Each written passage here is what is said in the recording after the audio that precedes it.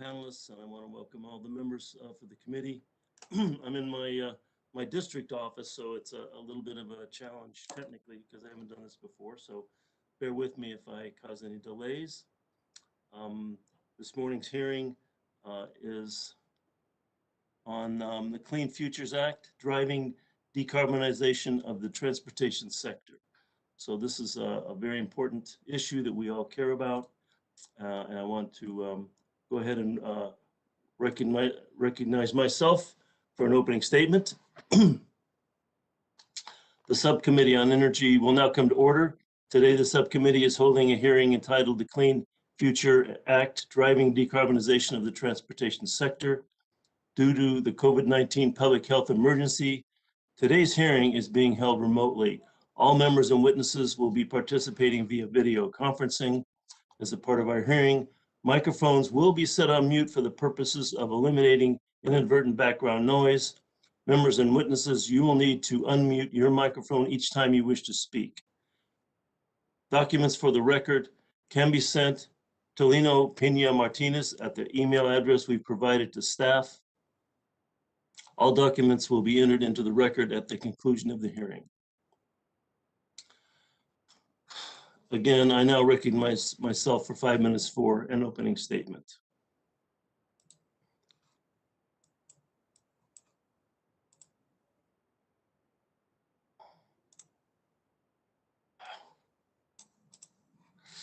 If you'll give me a minute to pull up the opening statement.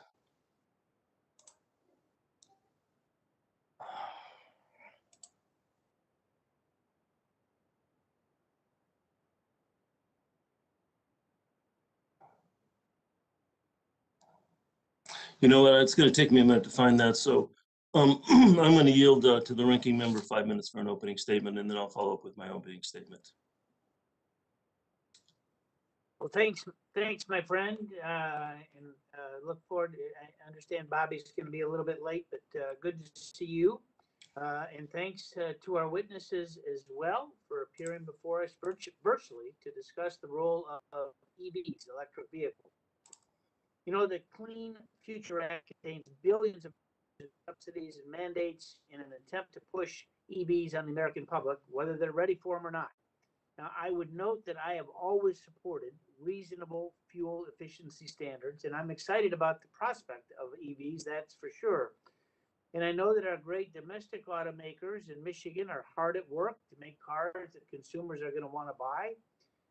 I have to confess that I have concerns that the Clean Future Act puts the cart before the horse by mandating electric vehicles because there's no consideration for American workers or car buyers, our growing reliance on China for critical materials and minerals to make those batteries, and certainly the strain that EVs will place on our grid. As members of this committee already know, every summer, California, your state, faces rolling blackouts. And of course, this last winter in March, Texas, Oklahoma, Louisiana suffered prolonged power outages. Today, EVs account for less than 2% of the cars on the road. And we are simply not ready to charge EVs at scale or potentially during emergencies. Instead, we need to let the market and consumer choice drive the adoption of EVs. While this hearing is focused on EVs, we got to realize that the Clean Future Act has sweeping impact across 1,000 pages. That's going to result in de facto bans on hydraulic fracturing, plastics manufacturing, and new pipelines. And as a result, the Clean Future Act is going to increase the cost of energy and make it practically impossible to build new industrial facilities. Big question is how are we going to build these EVs here at home? How are you going to replace all the plastic and hydrocarbon-based materials contained in these vehicles? How are we going to import all the critical minerals from China with their weak environmental and labor standards? We simply can't have it both ways. House Republicans, we've introduced a number of bills as part of our Securing Cleaner American Energy agenda to protect American jobs and the environment. We need first to look at regulatory reform to mine and process critical minerals at home so that we can secure that supply chain and reduce our reliance on China. I would also note that I introduced H.R. 1599, Securing America's Critical Mineral Supply Act, It's an important step in the right direction. We need to modernize the electric grid so that it can handle the charging, even in extreme weather conditions. We also got to make sure that we protect American jobs and consumer choice. The last thing we want to do is take away people's mobility and livelihoods by limiting options of affordable and reliable vehicles. We all know that the U.S. has become the world's leading producer of oil and gas, thanks to free markets. Sorry, that's my phone in the background. Thanks to free markets, competition, and the American spirit of innovation. And thanks to more efficient engines, advancing materials and plastics, less carbon intensive fuels, we're going to be making great strides to decarbonize our transportation sector and maintain that energy security. The COVID pandemic has exposed many weaknesses in our supply chains for pharmaceuticals, medical supplies, and even food. I'm afraid that the Clean Future Act is going to trade away the progress that we have made to become almost energy independent by increasing our reliance on China, which controls 80 to 90% of the critical minerals that go into the EV business. I'm also concerned the real impact on American jobs and the needs of car buyers perhaps are being overlooked. I'm pleased that two of our witnesses today, Dr. Foss and Ticardi, will help us explore those challenges. Rather than rushing new mandates with taxpayer subsidies, we need to take the time and do the work to enact durable bipartisan policies. I look forward to the testimony, continuing the discussion, and I yield back. I thank the ranking member for yielding back. And I see that the chairman has arrived. If he's ready, I'll yield to him. Mr. Rush, are you ready? I am. I want to thank you, my vice chairman, and I want to thank each and all the members. Boy, you would know this. I had a very serious accident on my way in this morning, and the traffic was at a standing still for a long time. The impacts of the auto industry on this nation and the entire globe are sweeping. Since the late 1800s, the auto industry has become a major worldwide industrial and economic force. In the US alone, innovation within this industry revolutionized travel, improved transportation infrastructure, and radically changed both rural and urban landscapes across the nation and indeed across the world. A recent report from the University of California at Berkeley suggests that auto innovation in the US is once again on the brink of a shift that will unleash equally revolutionary outcomes, if you can imagine that. According to the 2035 Report 2.0, with the right series of policies, it is, and I quote, technically and economically feasible for all new car and truck sales to be electric by 2035. The rapid electrification of light, medium, and heavy-duty vehicles to this degree will drive down consumer costs, create jobs, and save lives. More specifically, the electrification of all new trucks and cars by 2035, paired with a clean electric grid, will prevent 150,000 deaths. If that is not convincing enough, the study also shows that broad vehicle electrification will save U.S. consumers $2.7 trillion by 2050 and create over 2 million jobs by 2035. The report also indicates that electric vehicles will be cheaper than gasoline-powered vehicles within the next 5 years. To achieve this reality, The current U.S. transportation sector, much like the other sectors of the U.S. economy, is in need of deep decarbonization. Absent any action, greenhouse gas pollution will result in harsh consequences for our communities, especially the most vulnerable among us. For this reason, Chairman Malone and I, and Chairman Tucker, along with many of our Democratic Committee colleagues, set forth the Clean Future Act to put the nation on a path toward achieving net zero greenhouse gas pollution no later than 2050. I have also introduced the No Exhaust Act, which promotes the electrification of the transportation sector to improve air quality and electric vehicle infrastructure access, especially in rural, urban, low-income, and minority communities. Sadly to say, our friends across the aisle have often expressed concern for how other industrialized nations are charging ahead in energy-related markets. They have also expressed concern for how domestic manufacturing has diminished. Rural communities have been left out and labor has been left out. These are indeed bipartisan issues. We are all concerned about these issues. Let me say emphatically, these are all concerned, shared concerns in terms of these issues. A productive discussion of all of today's bills presents an opportunity to fine-tune legislative solutions that are geared toward tackling these challenges and the climate crisis head-on. I want to thank all of the witnesses for their participation in today's hearing, and with that, I yield right now to the Chairman of the Full Committee, Chairman Palone, for 5 minutes for the purposes of an opening statement. Thank you, Chairman Rush.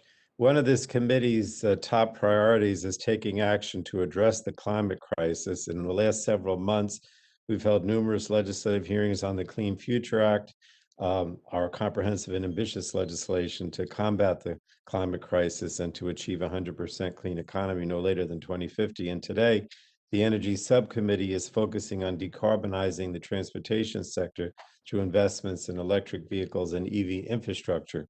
We'll be discussing a suite of provisions in the Clean Future Act that support electric vehicle infrastructure and domestic manufacturing of EV-related technology. And the subcommittee will also review legislation from Chairman Rush, Representative Clark, and Representative Dingell that are also included in the Clean Future Act. And I thank them for their leadership. Electrifying the transportation sector is critical to meeting our climate goals. This is particularly important since we'll be simultaneously working to decarbonize the power sector, which will result in EVs becoming even cleaner in the future. And it's expected that nearly 7 million electric vehicles will be sold per year by 2025. To ensure we're ready for this growing demand, we must invest in the necessary charging and manufacturing infrastructure so that consumers are able to reliably power their cars. Now, President Biden's American Jobs Plan invests heavily in EVs and infrastructure with a goal to build a network of 500,000 EV chargers by 2030. And the president's plan recognizes the important role of EVs in our economic recovery and growth and in our fight against climate change. The legislation we're discussing today is part of this larger effort with the president. At the same time, we must also guarantee the benefits of electric vehicles are available and accessible to all communities.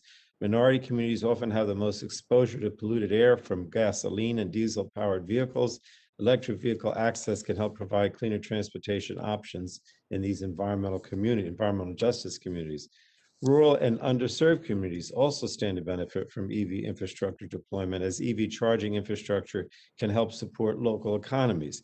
And I'm particularly excited to hear from Francis Energy today about its rollout of a statewide EV infrastructure network in Oklahoma.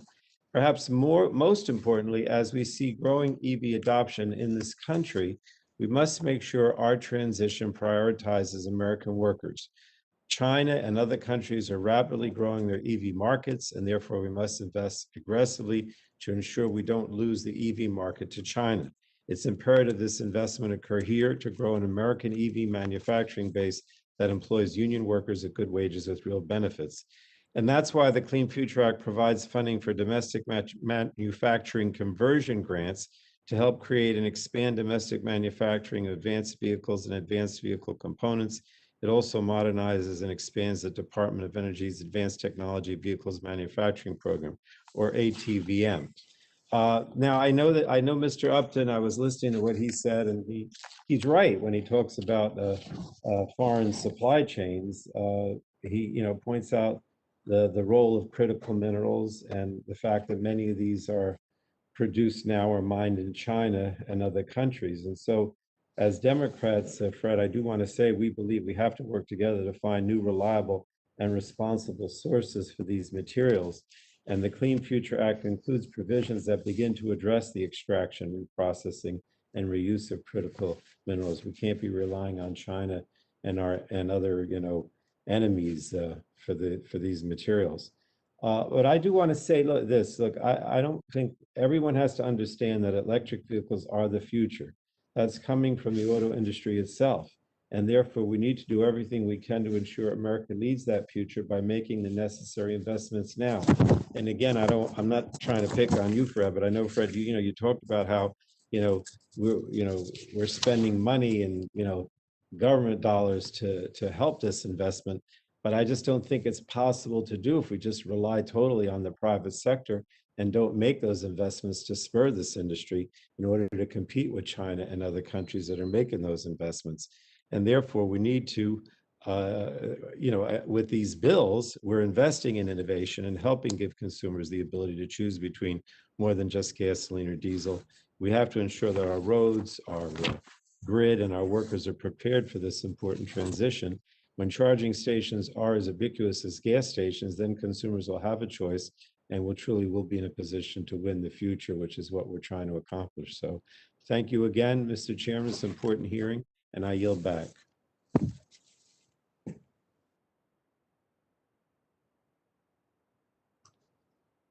The chair yields back. Now, the chair now recognizes the ranking member of the full committee, Ms. Kathy McMorris Rogers, for 5 minutes. Thank you, Mr. Chairman. Great to see everybody. Yes, it's about winning the future. I would suggest it's EVs and AVs, right? Electric vehicles and autonomous vehicles. That's our future. I know today we're focused on EVs, but there's many exciting technologies under development that will help drive cleaner energy systems, protect our environment, expand economic opportunity, and benefit families and workers. That is the wonder and promise of the American free enterprise system and our culture of innovation, which is driven by consumer demand, not a government socialist agenda. The fruits of free enterprise innovation can be seen in all the amazing advances over the decades in our transportation systems, like the cars and trucks that we drive. This includes constantly improving performance, efficiency, and safety. It also includes improving mobility, convenience, and comfort, all the benefits that people want and look for. Think about the benefits of autonomous vehicle systems, which we've examined in this committee. AVs will mean more safety and more mobility, especially as these advances become more affordable to everyone, including seniors and people with disabilities. Think about new powertrains, including EV powertrains, and the fuels, which are building upon our existing energy infrastructure and providing more efficient, cleaner, high-performing vehicles. Unfortunately, this free market innovation and its benefits are being jeopardized by the mandatory rush to green. This approach includes regulatory mandates to drive reduction of greenhouse gas emissions from our transportation systems by restricting people's options, regardless of technological capability or cost. The leading edge of this approach is happening at the state level, led by California, with its aggressive renewable electric mandates and vehicle standards. Despite rapidly rising electric rates, 7 times the national average, and a struggling, unreliable electric grid, people having to buy generators just to keep the lights on, California's governor was unconvinced the state policies were enough to meet climate goals. So last year, he issued an order to restrict oil and gas production and to ban sales of gas-powered cars and light trucks by 2035. Add the Biden administration's plans to drive electrification on aggressive timelines nationwide, and cost on families and workers will increase. And we've detailed this in recent hearings. Today's hearing concerns legislation to expand electric vehicle infrastructure as part of the majority's climate agenda in its Clean Future Act. Taken together with the energy restrictions in the broader bill, the policies today should be scrutinized to understand, unfortunately, how it will hurt security, innovation, affordability, and reliability. All of these consequences will hurt, especially the low and middle income families. In hearings earlier this year, we discussed risk from replacing existing energy infrastructure with systems reliant mostly on wind and solar, batteries, and completely electric transportation. All of us should be asking, what are the security impacts of the United States trading its strategic advantage in fossil energy for more reliance on supply chains from China? What will weather-dependent electricity systems mean for reliability and rates people pay, like the working families of Eastern Washington? What are the costly impacts on people who rely on gas-powered vehicles well into the future? What will happen to their cost? Although the radical left doesn't like to recognize it, America has led with a sophisticated and competitive fuel system developed over nearly a century to serve our needs. What are the benefits of working to foster continued innovations in this system and building on its attributes, even as autonomous and electric vehicle innovations are deployed and developed? As I've said before, we should build upon our energy systems, not dismantle them. We should stop attacking the source of American innovation. Stop trying to pick winners and losers.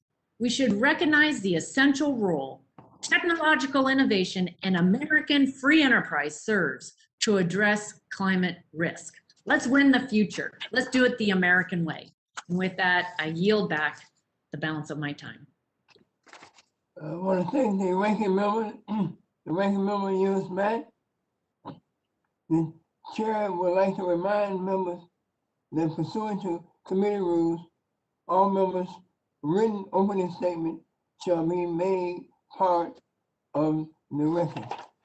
And now that concludes our opening testimony. I would like to, at this time, welcome our witnesses for this morning's hearing. First of all, Mr. Amal Thankful, who is an MS, PhD, staff scientist, and deputy department head for International Energy Analysis Department at the Lawrence Berkeley National Lab. Next, Mr. Joe Britton, the executive director of the Zero Emissions Transportation Association. Following Mr. Britton will be Mr. Josh Nassar, the legislative director of the International Union, United Automobile, Aerospace, and Agricultural Implement Workers of America, the UAW. Next will be Mr. David Jankowski, founder and president of Francis Energy. Next, following Mr. Jankowski will be Dr. Michelle Foss, who is a PhD, a fellow in energy and minerals, Baker Institute for Public Policy for the Center of Energy Studies at Rice University. And lastly, Mr. A.J. Sarkardi, President of the Metropolis Energy Incorporation, on behalf of the National Association of Convenience Stores, NACS, the National Association of Truck Stop Operators, NATSO, and the Society of Independent Gasoline Manufacturers of America, SIGMA. I want to thank each and every one of the witnesses for joining us today, and we look forward to your testimony. Dr. Proctor, you are now recognized for 5 minutes for the purposes of an opening statement. All right. Thank you. I'm just going to pull up my testimony for a second. All right. Good morning, everybody. Chairman Pallone, Ranking Member McNorris-Rogers, Chairman Rush, Ranking Member Upton, and distinguished members of the committee. Thank you for holding this important hearing and for inviting me to testify. I'm Dr. Amol Farke. I'm a staff scientist and Deputy Department Head at the International Energy Analysis Department, Lawrence Berkeley National Lab. I'm also affiliate and senior scientist at the Goldman School of Public Policy, University of California, Berkeley. I'm the lead author of the 2035 Power Report, which looks at the techno-economic feasibility of reaching 90% clean power by 2035, where we find that such a grid is technically feasible and dependable, and in fact will lower wholesale consumer cost. I'm also the joint lead author with Dr. Nikit Abhyankar of the recently released 2035 Transport Report, which assess rapid decarbonization of the US transport sector via electrification. What is really exciting is that my own research and the research of several other scientists show that plummeting battery cost, breakthroughs in battery technology, have created new opportunities for accelerated decarbonization of the transport sector via electrification. Significant barriers remain, but the total consumer cost savings and societal benefits of accelerated vehicle electrification are just staggering. In our recent report, we analyze the economic, human health, environmental, and electric grid impacts of a future scenario in which all new sales of light-duty and heavy-duty vehicles are electric by 2030 and 2035, respectively. This timeline is consistent with what we need to do to avoid climate change and also in line with recent private sector and government targets. Our key findings are: 1, such a scenario is technically feasible. EVs can deliver the required performance given recent dramatic improvements in battery technology. 2, which is very important, it leads to massive savings to consumers due to much lower running cost of EVs. Consumer saves $2.7 trillion in vehicle spending by 2050. This translates to approximately $1,000 in average household savings each year over the next 30 years. 3, it avoids 150 premature deaths due to dramatic decline in air pollution from transport. This one is particularly important for environmental justice. 4, over 2 million new jobs are supported by 2035 because significant increase in construction and manufacturing jobs to build the grid and charging infrastructure required to support this transformation. And more importantly, induce jobs because the $1,000 that consumers save, they spend on other things, which drives investments. 5, investments in charging infrastructure are critical, but the investments are modest compared to the rapid benefits of electrification. However, several hurdles, including high upfront vehicle costs and inadequate charging infrastructure, remain. A robust policy ecosystem is required to address these barriers, which potentially include 5 elements. First, strong standards that require all new auto sales to be zero emission, a technology neutral standard. Second, targeted financial incentives that ramp down over time. Third, equity focused programs. Fourth, and most importantly, investments in ubiquitous charging network and a modern grid. 5, to strong made in America policies.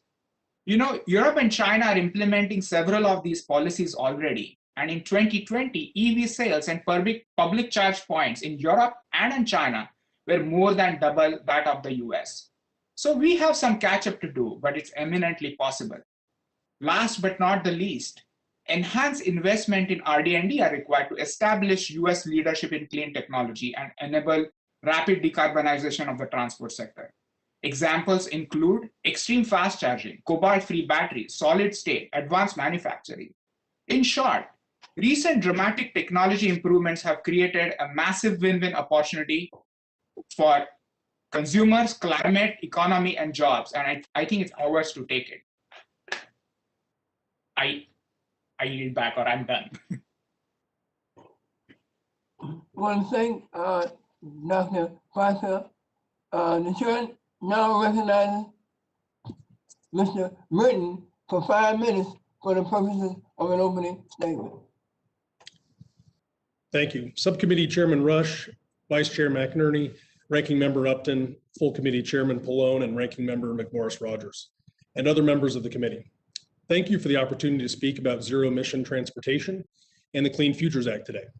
My name is Joe Britton. I'm the Executive Director of the Zero Emission Transportation Association, a public interest nonprofit representing 55 company interests who are all advocating for 100% EV sales by 2030. Our membership spans the entire EV supply chain and includes critical materials, charging companies, utilities, vehicle manufacturers, and battery producers and recyclers. At the start of this year, Zeta launched a comprehensive federal roadmap to achieve 100% EV sales by 2030. This EV agenda offers federal policymakers a blueprint to create hundreds of thousands of domestic manufacturing jobs, protect public health, and secure American leadership in the automotive space. We are pleased to see key provisions of Zeta's platform captured in the Clean Futures Act and the additional legislation included in today's hearing. My testimony will provide context on Zeta's recommendations and on how we can best invest to create an unbeatable US automotive sector for decades to come. We know the world is moving forward with transportation electrification, with or without us. So the United States has a choice and an opportunity to revive its industrial and automotive superiority. Hundreds of thousands of Americans, many in rural communities, depend on the automotive industry for their livelihood. Electric vehicles present a critical pathway and opportunity for American leadership in manufacturing at a time when economic advancement in these areas is sorely needed. EVs will define the new automotive economy. And that is because they create enormous value without asking the consumer to sacrifice.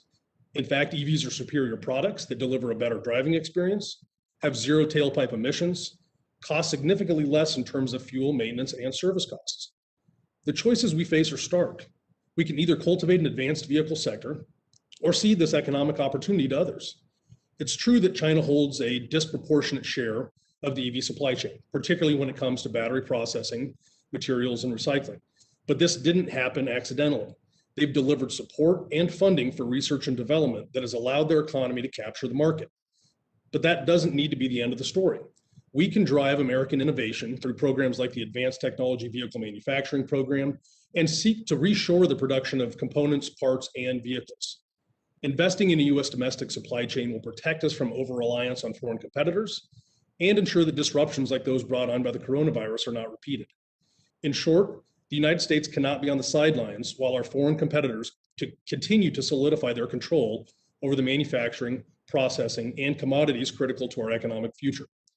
The current policy landscape presents an opportunity to retake a leading position in the EV space. Congress can help by passing strong consumer incentives, investing in charging infrastructure, and instituting rigorous fuel economy standards, all while ensuring this transition is achieved in an equitable manner.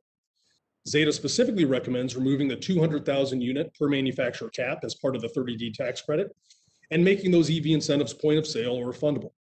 We must also provide rebates to the used car market to ensure electrification is not only out of reach, but is available for those 70% of Americans that are not in the market for a brand new car. And we've urged the federal government to set strong fuel economy standards. This will send a market signal that we're going to make this transition to EVs in the next 10 or 15 years, and not the next 40 or 50. We've also called for a $30 billion investment to build out accessible charging infrastructure. Reliable charging that meets every community's needs is critical. We're pleased to see charging infrastructure prioritized in the American Jobs Plan. Finally, each of Zeta's policy objectives are grounded in a recognition that historic infrastructure efforts have not made a pointed attempt to engage frontline communities and communities of color. With this in mind, we fully support Representative Clark's Electric Vehicles for Underserved Communities Act, which directs DOE to support the deployment of EV charging in disadvantaged or underserved communities. In tandem with the investments in the American Jobs Plan, these proposals present a critical opportunity for full transportation electrification. Zeta's membership has come together as a business group and a business voice to ensure that the United States can lead the global EV market, while creating good-paying domestic jobs and cutting our emissions to improve public health and reduce our carbon footprint. We can make this an American success story and outcompete anyone, but we have to do it now. Together, we can establish the best products, careers, and public health outcomes possible. Zeta encourages the committee to adopt these policies, and I look forward to taking your questions and contributing to the discussion about how best to invest in a strong economic future. Thank you. The chair now recognizes Mr. Josh Nesser for 5 minutes for the purposes of an opening statement. Thank you, Chairman Rush, and members of the committee. Really appreciate the opportunity to testify here today on behalf of the million members and retirees of the United Auto Workers, our president, Rory L. Gamble, and the executive board. I want to start off by just saying that there's no organization that our members and retirees' fate is directly tied to the success of the motor vehicle automobile industry in the United States. So this is an issue that we're deeply engaged in. I think first of all, from our standpoint, often it's set up as a choice between either we can have strong environmental standards or we can have good jobs. We think both are absolutely necessary here. And when talking about what I mean by good jobs, we think that absolutely we support the idea of there being massive federal investments to create the infrastructure for EV manufacturing and deployment, but there has to be conditions. Employers have to be held accountable for how they treat their workers, and that has to be part of the equation. The other thing is that we believe strongly that taxpayer money should be used to support U.S. jobs and U.S. manufacturing. We don't think it should be for imported vehicles. It should be for domestically built vehicles. We also strongly believe that we have to beef up our supply chains. The current shortage of auto-grade wafers for semiconductors is having a devastating impact on our members and on parts of the economy throughout the country. And it really shows kind of the fallacy of overly relying on foreign supply chains. So this is an opportunity to bring those supply chains here, start them here in the first place. We're at kind of a key moment. The other thing is we just need to make sure that these new jobs that are created are good jobs. And right now, I can't say with any assurance that they will be. We have seen, joint ventures and other arrangements from some startups and stuff, where just with an unproven record of working condition and wages. So we're really at at the cusp here. If Congress does not get involved, if Congress does not make big investments here, we're afraid we're just going to fall further and further behind China and Europe and other places with strong auto presence.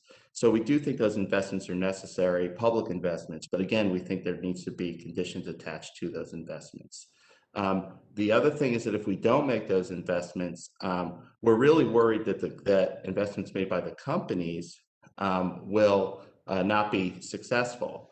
So we need that infrastructure and we need to boost EV sales in order to support the EV manufacturing.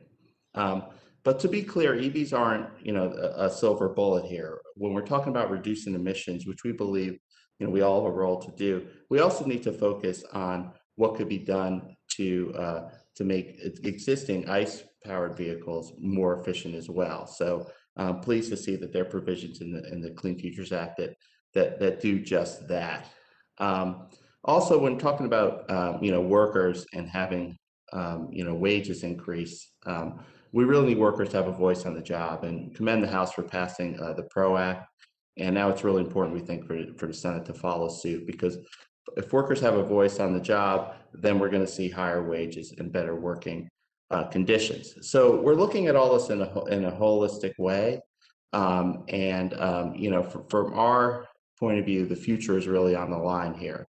But we need to be smart in how we proceed here. We need to do it based on, where, partly where consumers are at, partly where we could incentivize. So if we do this in kind of a deliberate and careful way with strategic supply chains in mind, we could very well be in a much better position than we are right now when it comes to EV production and sales. As has been noted, less than 2% of the vehicles on the road right now are electric vehicles. So I just want to conclude by saying that we don't really see this as a choice between creating good jobs or protecting the environment. We must do both. And in fact, we won't succeed in either endeavor if we don't do both, which I'm happy to get into later in questions and answers. So really just appreciate the opportunity to testify here today, and really look forward to answering the questions and further engagement here as we continue down this very important effort. Thanks so much. I want to thank the witness. The chair now recognizes Mr. David Jankowski for 5 minutes for the purposes of an opening statement. Well, thank you so much, Chairman Pallone, Ranking Member McMorris-Rogers, Subcommittee Chairman Rush, Subcommittee Ranking Member Upton, and other members on the committee today. My name is David Jankowski. I am the founder and president of Francis Energy, and just so grateful to be in front of you and testifying here today. Francis Energy is an Oklahoma-based owner and operator of direct current fast chargers. In very simple terms, these are simply chargers that can power cars very rapidly. In fact, some of these chargers can power cars in 7 to 12 minutes. Francis Energy and other companies built the first comprehensive fast charging network in the country, with over 350 direct current fast chargers spread across 110 sites, strategically placed every 50 miles across the state of Oklahoma. And this was accomplished through a public-private partnership with the state. The Clean Future Act is exactly the kind of public-private partnership in the form of rebates and grants that will enable the private sector to build out modern infrastructure that is both comprehensive and equitable across all communities, urban, rural, underserved, disadvantaged, tribal, and all other communities across America. This bill helps make that possible. In fact, roughly 75% of Francis Energy's charging stations in Oklahoma are in such communities. We built these stations because we know your constituents will be purchasing electric vehicles in the very near future. We say that with confidence because of the massive investment auto manufacturers and other stakeholders have committed to the electrification of transportation, as Mr. Britton so eloquently described in his opening statement. In the short term, because of this investment, electric vehicles will be at price parity with combustion engine vehicles, and importantly, with comparable range. In the very near term, at that point, we see the acceleration of EV adoption in every community across America. The Oklahoma example proves that modern infrastructure does not have to be a partisan issue. In fact, lawmakers and other stakeholders in Oklahoma understood that placing fast chargers in these communities would have massive, massive economic development impact. We support the Clean Futures Act and the rebate and grant provisions because it is this robust legislation that will enable private companies like ourselves and other charge point operators and other stakeholders. It will take a village to create this network across America. But we know that this legislation will enable the private sector to place chargers every 50 miles across the US, leaving no community behind. Francis Energy is committed to that mission. I'm just very grateful again to be in front of you today and very much look forward to the question and answer session. I want to thank the witness. The chair now recognizes Mr. Dr. Michelle Foss for 5 minutes for the purposes of an opening statement.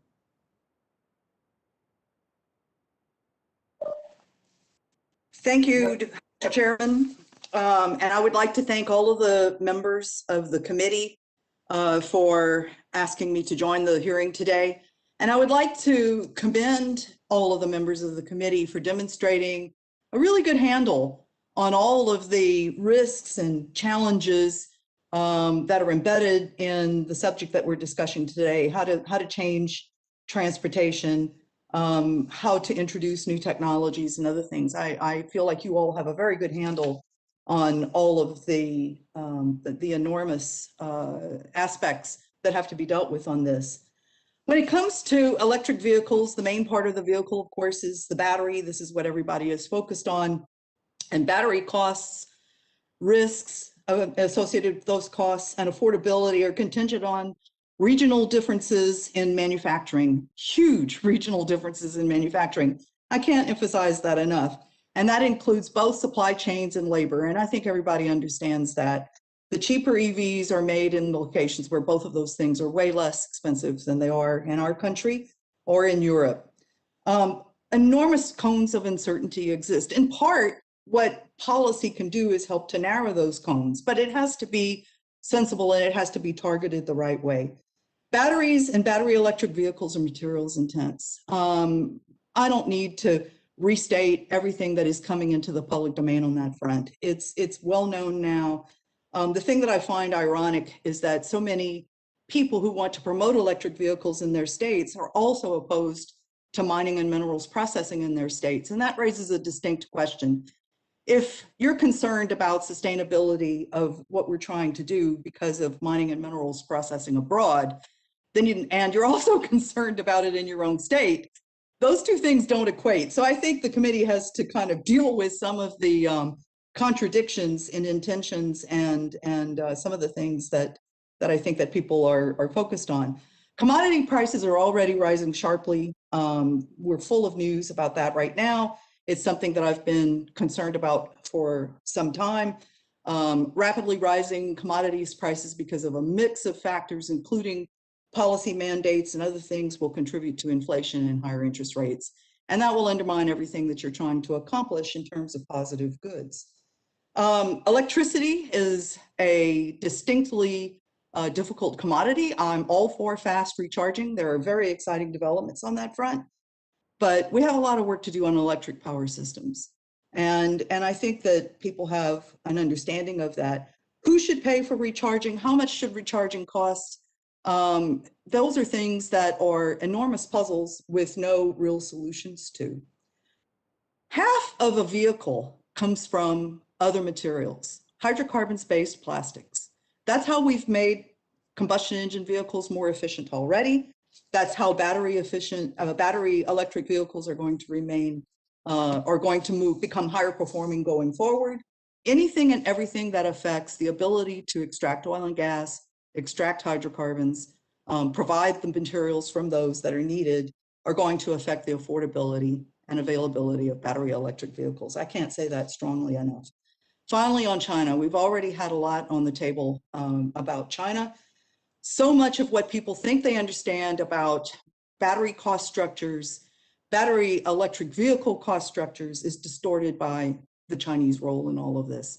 With more than 80% or roughly 80% of control of battery making capacity and a dominant position in electric vehicle manufacturing platforms, we simply cannot look at those cost structures and assume that we can do the same thing. We've got a lot of learning curve that we have to absorb in our market. It's certainly true that the automakers are focused on this and trying to find the best ways of escalating, but to reach the level of sales growth that people would like to achieve is a pretty massive effort. And I'm not sure that going toe-to-toe with China, frankly, on all of this really makes sense.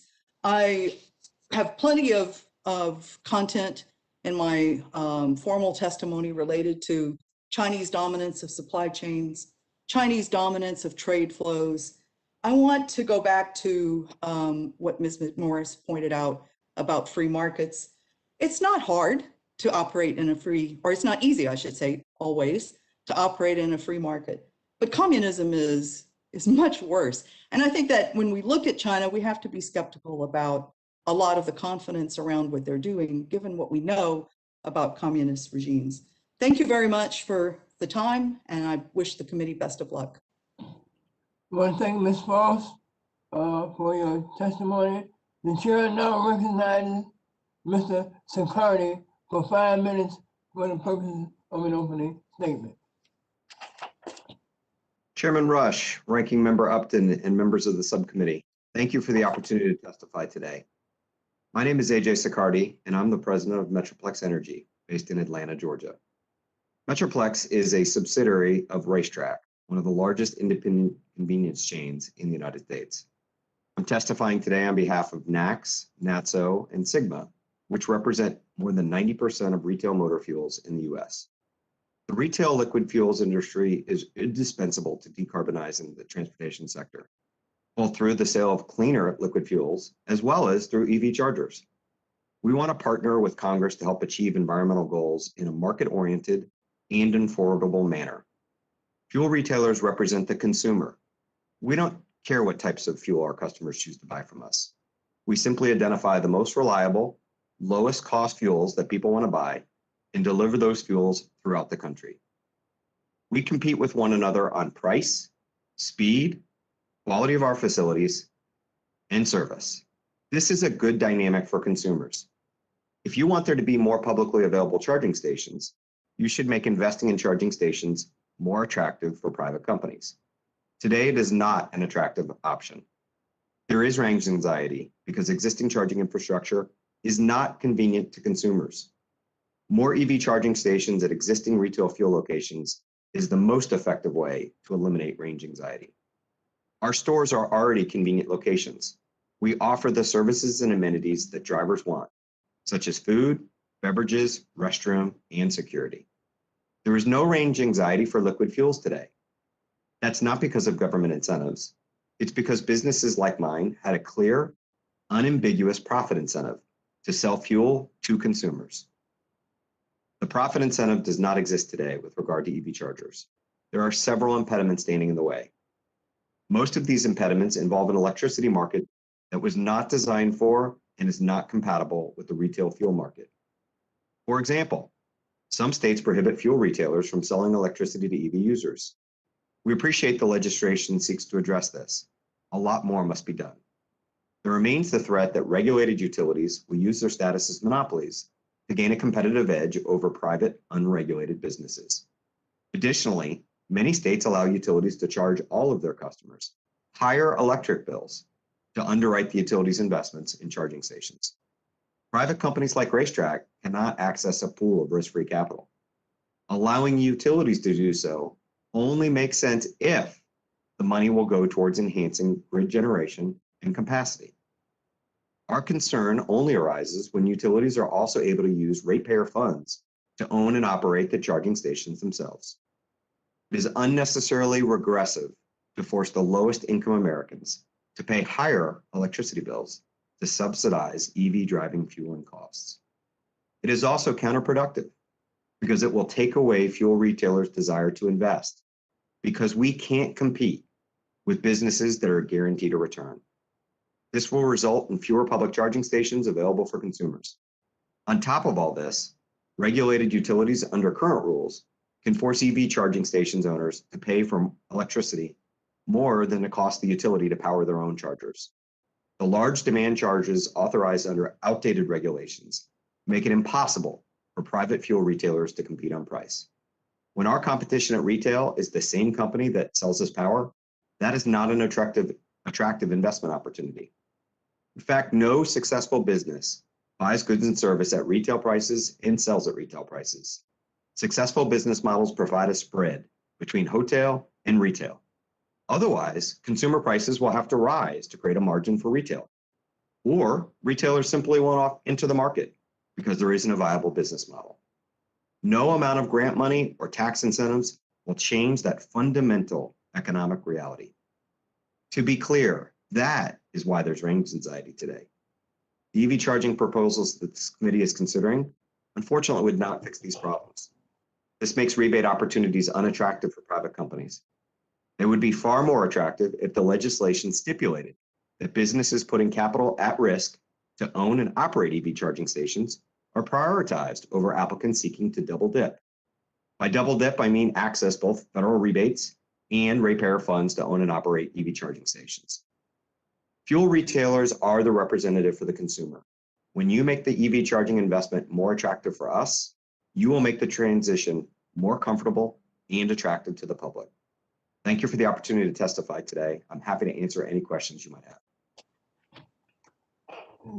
Chair, I want to thank all the witnesses for the opening statement. And indeed, we have concluded all the opening statements. We will now move to member questions. Each member will have 5 minutes to ask questions of our witnesses. I will start by recognizing myself for 5 minutes. Mr. Jankowski, in your testimony, you described the work of your company, which I find fascinating.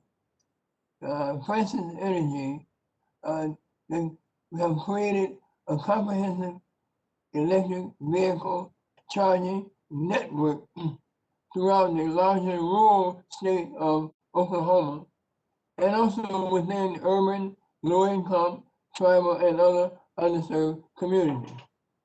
My bill, the No Exhaust Act, has provisions aimed at enhancing the federal government's role to advance exactly this type of work.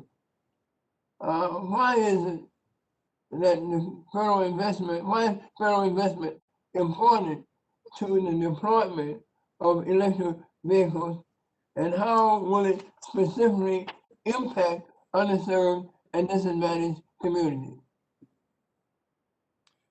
Well, thank you so much, Chairman Rush, for the question. So why is federal investment important into the EV infrastructure space?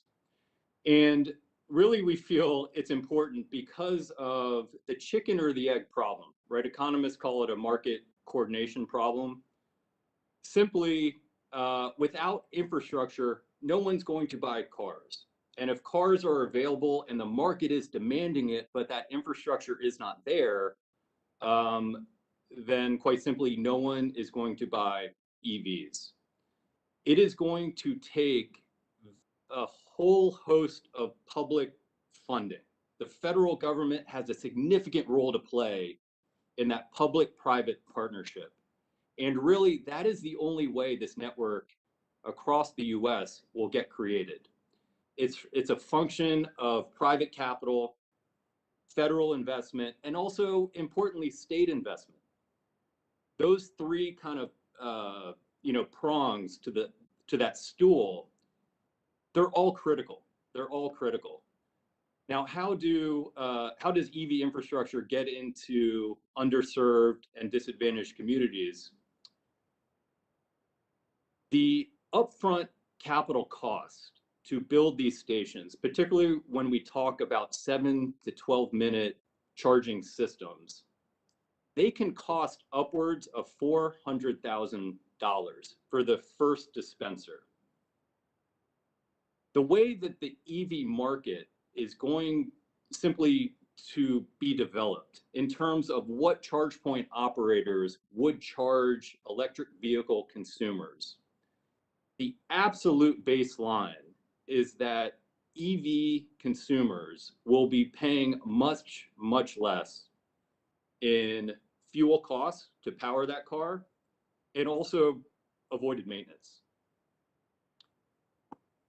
In order for these communities to be able to access, you need to solve this market coordination failure. And that is exactly what the Clean Future Act does. Thank you so much. Mr. Nestor, the No Exhaust Act and the Clean Future Act both include strong labor standards that are attached to several grant programs. These programs advance electric vehicle manufacturing and infrastructure in the U.S. and require that grant recipients pay workers not less than the prevailing age. Can you describe why provisions to strengthen labor standards are essential to federal infrastructure deployment efforts, especially as we work to decarbonize our economy? Sure. Thank you for the question. Basically, if we don't have kind of employer responsibility standards and kind of, keeping track, not just of the wages and working conditions, but also, are they offering full-time jobs? Are there a lot of the workers, temporary workers, for example? Keeping track and and accountability on all that is a key way to ensure that the jobs that are being created are in fact good jobs. And I want to point out that while we support Davis-Bacon provisions, they don't apply for the manufacturing of the vehicles themselves. So we think that these labor provisions are important and would support those provisions for sure. Thanks. Well, that concludes my time for questioning. Now the chair now recognizes my friend from Michigan, the ranking member, Mr. Upton, for 5 minutes. Thank you, Mr. Chairman. It is a pleasure to see you and knowing that you're just across the lake here as I'm in Michigan and you're in Illinois. Mr. Siccardi, let's talk a little bit about the business case to support EVs in the charging stations. Can we actually do this? Is it possible to do without a heavy taxpayer subsidy? Thank you for the opportunity, Representative Upton.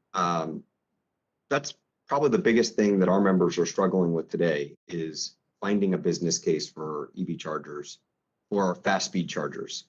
Our goal would be to make EV fast chargers as ubiquitous as the 150,000 fueling locations that we have across the country today for liquid fuels. But in order to do so, we need a business model that actually makes sense. Unfortunately, there's a number of things that create challenges to that business model.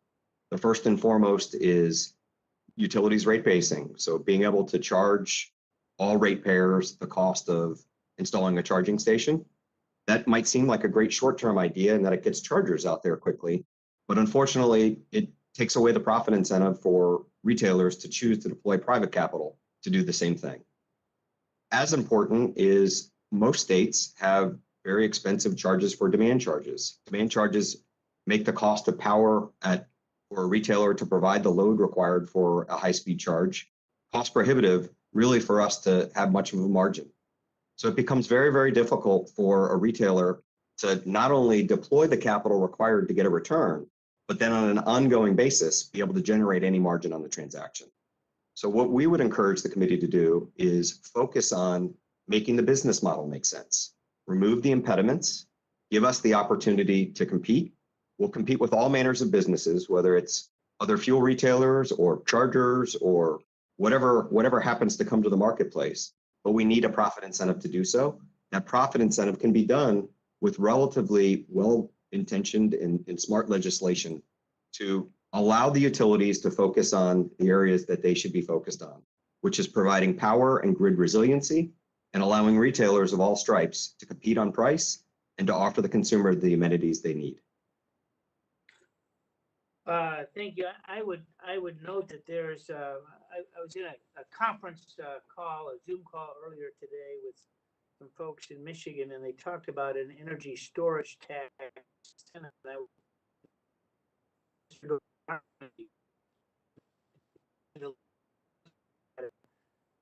suspect that would be a good thing, as it would be able to store that battery energy, or that energy stored, and then be able to release it in off-peak times. And it may be something that actually has a pretty strong bipartisan support that might move forward.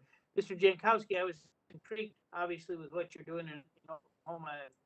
I sense that Mr. Mark Wayne Mullen will be asking you some questions, but how much does it cost to actually build? You talk about a facility every 50 miles. So I look at my district, 6 counties. There's no gerrymandering here. It's a cube. Every 50 miles would be about maybe 3 or 4 charging stations in my district, serving 750,000 people. That'd be some pretty long lines there, longer than what we had in the energy crisis in the 70s when you wanted to fill up your car on an even or odd day. But what is the cost per station that you've invested in Oklahoma? So, Congressman Upton, thank you so much for the question. So Oklahoma, and these are just hard numbers, Oklahoma with 355 superchargers, cost all in, and we're talking all in project costs, so as defined in the legislation, eligible costs, about $30 to $40 million. Now, it's a difficult question to answer simply because the charging stations themselves have very different power outputs for different applications, and therefore cost very differently and widely across those direct current fast chargers. But you're gonna want that. So again, I didn't see your testimony until literally this morning, but you're gonna want, I mean, someone driving an EV car, I mean, driving, I don't know, here or someplace else, Mackinac Island or Debbie's district on the other side of the state, you're gonna want to stop, and you're not gonna want to take more than 7 or 10 minutes to charge it, unless you have a spare battery in the trunk. So I mean, it's remarkable technology that you're ready to go. But what you're gonna want that type of thing, and so what you're saying is about 40. I know my 40 million, 30 to 40 million dollars, right? The ranking member, your time has expired. The witness will be allowed to answer the question. No, Congressman Upton, very happy to meet with you and your staff after this. But our infrastructure in Oklahoma, effectively 50% of them are in rural communities that are more slower fast charging systems. So these are systems that can charge in 60 to 90 minutes. And we put those in rural communities and underserved communities because they serve as a beacon. So drivers on the highways will have to come into town and be captive. And there are some some economic development impacts for having a single charger in a rural or underserved community. But equally important, what one charger does is it now gives permission to your constituents to buy electric vehicles when they become available in your communities. And it's really a function of investment going into light duty trucks, which in our part of the world is a car that a lot of people like, SUVs, and simply the cost of batteries have come down so much that we're certain that your constituents in rural and underserved and disadvantaged communities will be able to afford these cars. But you need that public infrastructure to give them permission to buy them. Thank you. The chair now recognizes the chairman of the full committee, Mr. Pallone, for 5 minutes for the purposes of questioning the witnesses. Thank you, Chairman Rush. I wanted to start with Mr. Nasser. Can you discuss some of the policies we should pursue in order to make sure that U.S. workers benefit from this growing domestic industry and ensure we don't lose out to other countries, if you would, Mr. Nasser? Sure. Thank you for the question, Mr. Chairman. I think, for starters, we should make sure that federal money is used to support vehicles that are built in the United States. I think that's going to be important. We have to anchor the jobs here, and by anchoring the jobs here, it's not just going to be the final assembly; it's going to be throughout the supply chain. We could have more of those jobs being good U.S. jobs. We also, as I said, other changes in law are needed, such as strengthening the National Labor Relations Act by passing the PRO Act. But as far as conditions within, the money that is given, first of all, we think it should be looked at broadly. So we shouldn't just look at tax credits. We should look at grant loan programs too. And what it should be is that as part of being able to access those funds, an employer should be held accountable for what kind of wages, what kind of retirement, benefits do they have? Are the workers full-time, or are they perma temps? What we see a lot of manufacturing is companies that will have the same person come back day after day, year after year, and technically they're called a temp because their paycheck is from a third party, but they're not a temp worker whatsoever. So we there really has to be way more accountability and transparency for the companies receiving the aid. I think that's a really key part of it. Thank you. And let me go to Mr. Fadke. Your testimony includes some of the grid considerations related to EV infrastructure. And last week, FERC held the conference on electrification of the U.S. economy, including vehicles. Can you talk about the grid planning and upgrades that are necessary to support increased EV demand, if you will? Thanks for the question. I would say that there are kind of three aspects of grid planning that need to accommodate EV demand. First is generation. Essentially, US will need additional generation to support the additional electricity demand generated by the EVs. And we find that in order to electrify all sales to be electric, the additional supply that the US power system needs to support is about 2 to 3% per year. And this kind of supply growth has already been achieved in the past. And why this number is relatively modest?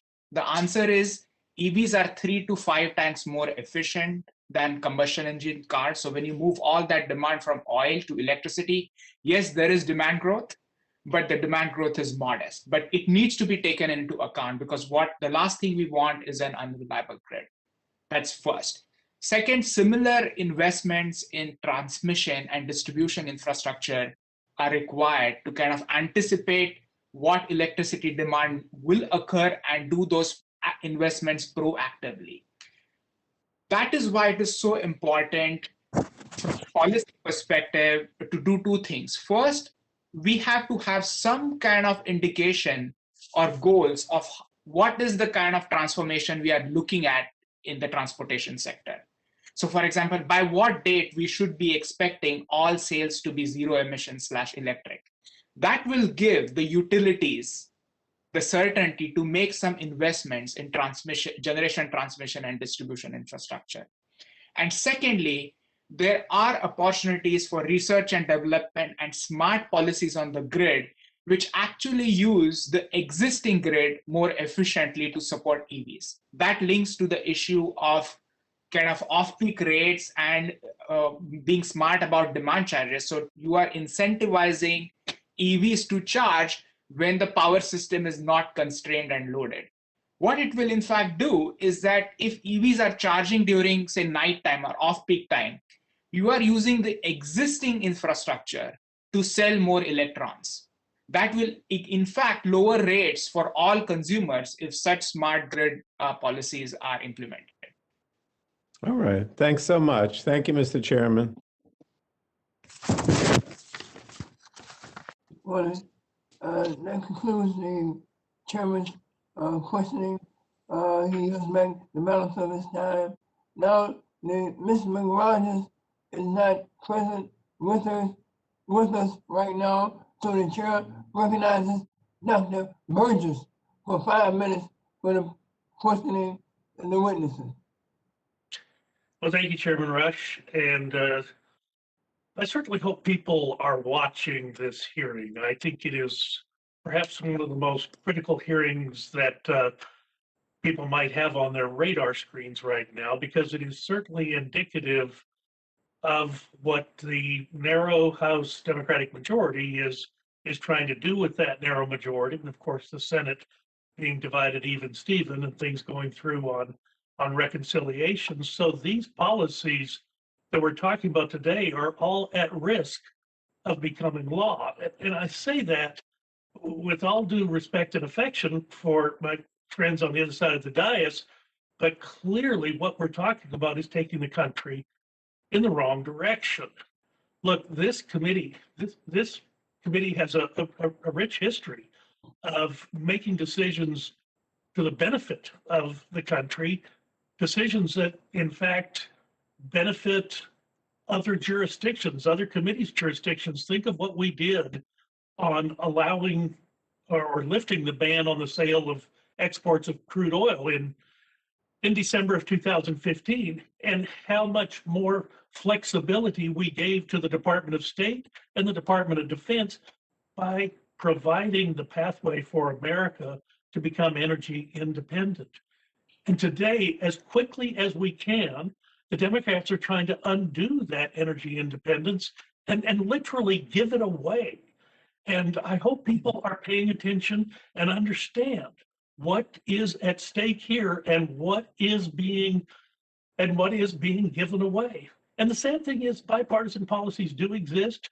You know, the last Congress, I introduced the EV MAP Act with Mr. O'Halloran. We strove to provide better information to the developers of electric vehicle charging infrastructure to help people make more educated investments. But the bills we're considering today waste taxpayer money, they reduce competition, they harm consumers, and they harm our country. So Dr. Foss, let me ask you, and of course, it's always great to have someone from Rice University come and testify to one of our subcommittees because it raises the overall educational stature of our exercise from merely partisan to truly informed. But can I just ask you, where do the electric vehicle batteries come from? I'm sorry, can you restate the question, please? I couldn't hear it. Where do our batteries for these electric vehicles, where do they come from? Well, they all come from outside of the United States for the most part right now. And they'll— Let me stop you there for a second. So if my premise is energy independence was good for America, we're basically dialing that back. Is that not correct? We would not be energy independent if we're dependent upon other countries for the source of this battery technology. You're correct. If what we also do is ban the fuels that have made us independent, which we also need for materials, and that's the conundrum. Yeah, and thank you for pointing that out. Since my time is limited, I do have some additional questions for you, Dr. Foss. I'm going to be submitting those for the record, but I do need to ask Mr. Siccardi because I'm a frequent visitor of Racetrack. You all provide a significant service for constituents in the North Texas area, but you kind of said it already, but is this Clean Future Act, is it a level playing field for the competitors in the fuel market? Yeah, we believe that good policy should focus on outcomes and drive the outcomes that we're trying to achieve here. And fundamentally, as I mentioned earlier, there's not a business case today for retailers, given the constraints and the cost of capital, to install charging stations across the country and replicate the existing infrastructure that we have for liquid fuels.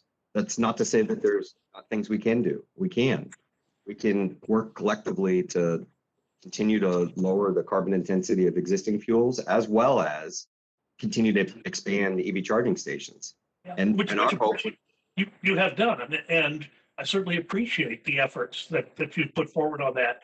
But look, one of the things you brought out in your testimony, if this becomes law, we're going to have a very regressive system where people at the lower end of the income scale are paying for the charging stations for people at the upper end of the income scale who are able to afford these fancy electric vehicles. Is that not correct?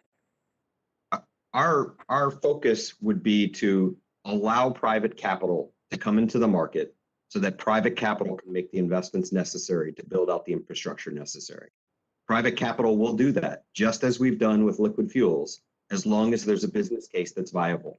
Rate basing, as I mentioned, while might seem attractive because it's an opportunity to build out chargers quickly, it creates very perverse incentives because it not only leads to additional charges for those that don't have EVs, but on top of that, it crowds out private capital because who wants to compete with a guaranteed rate of return? Well, thank you. Thank you both for your important contribution today, and I will have additional questions for all of the witnesses for the record. I think, Mr. Chairman, I'll yield back. Gentleman yields back. The chair now recognizes Mr. Peters for 5 minutes.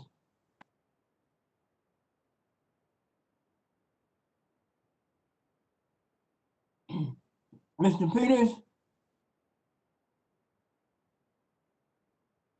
The chair now recognizes Mr. Doyle for 5 minutes.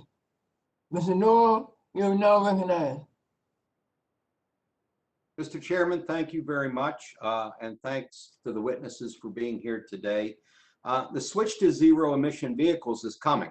Our own car makers have announced as much, and China and Europe are making investments in the supply chains and manufacturing capability already. So we need to invest in the whole supply chain and in ensuring that the future of EVs are made in America, where we can create thousands of good paying jobs and ensure that our companies are the world's leaders in clean car technology. Let me ask Dr. Fadka, you know, my colleagues on the other side of the aisle love to talk about how all green technology is made abroad. So instead of ceding the future of battery manufacturing to China and Europe, shouldn't we be the ones investing now to lead the way? Can you speak to the jobs, environmental, and national security impacts of investing in onshoring our battery and EV supply chain? Thanks for the question.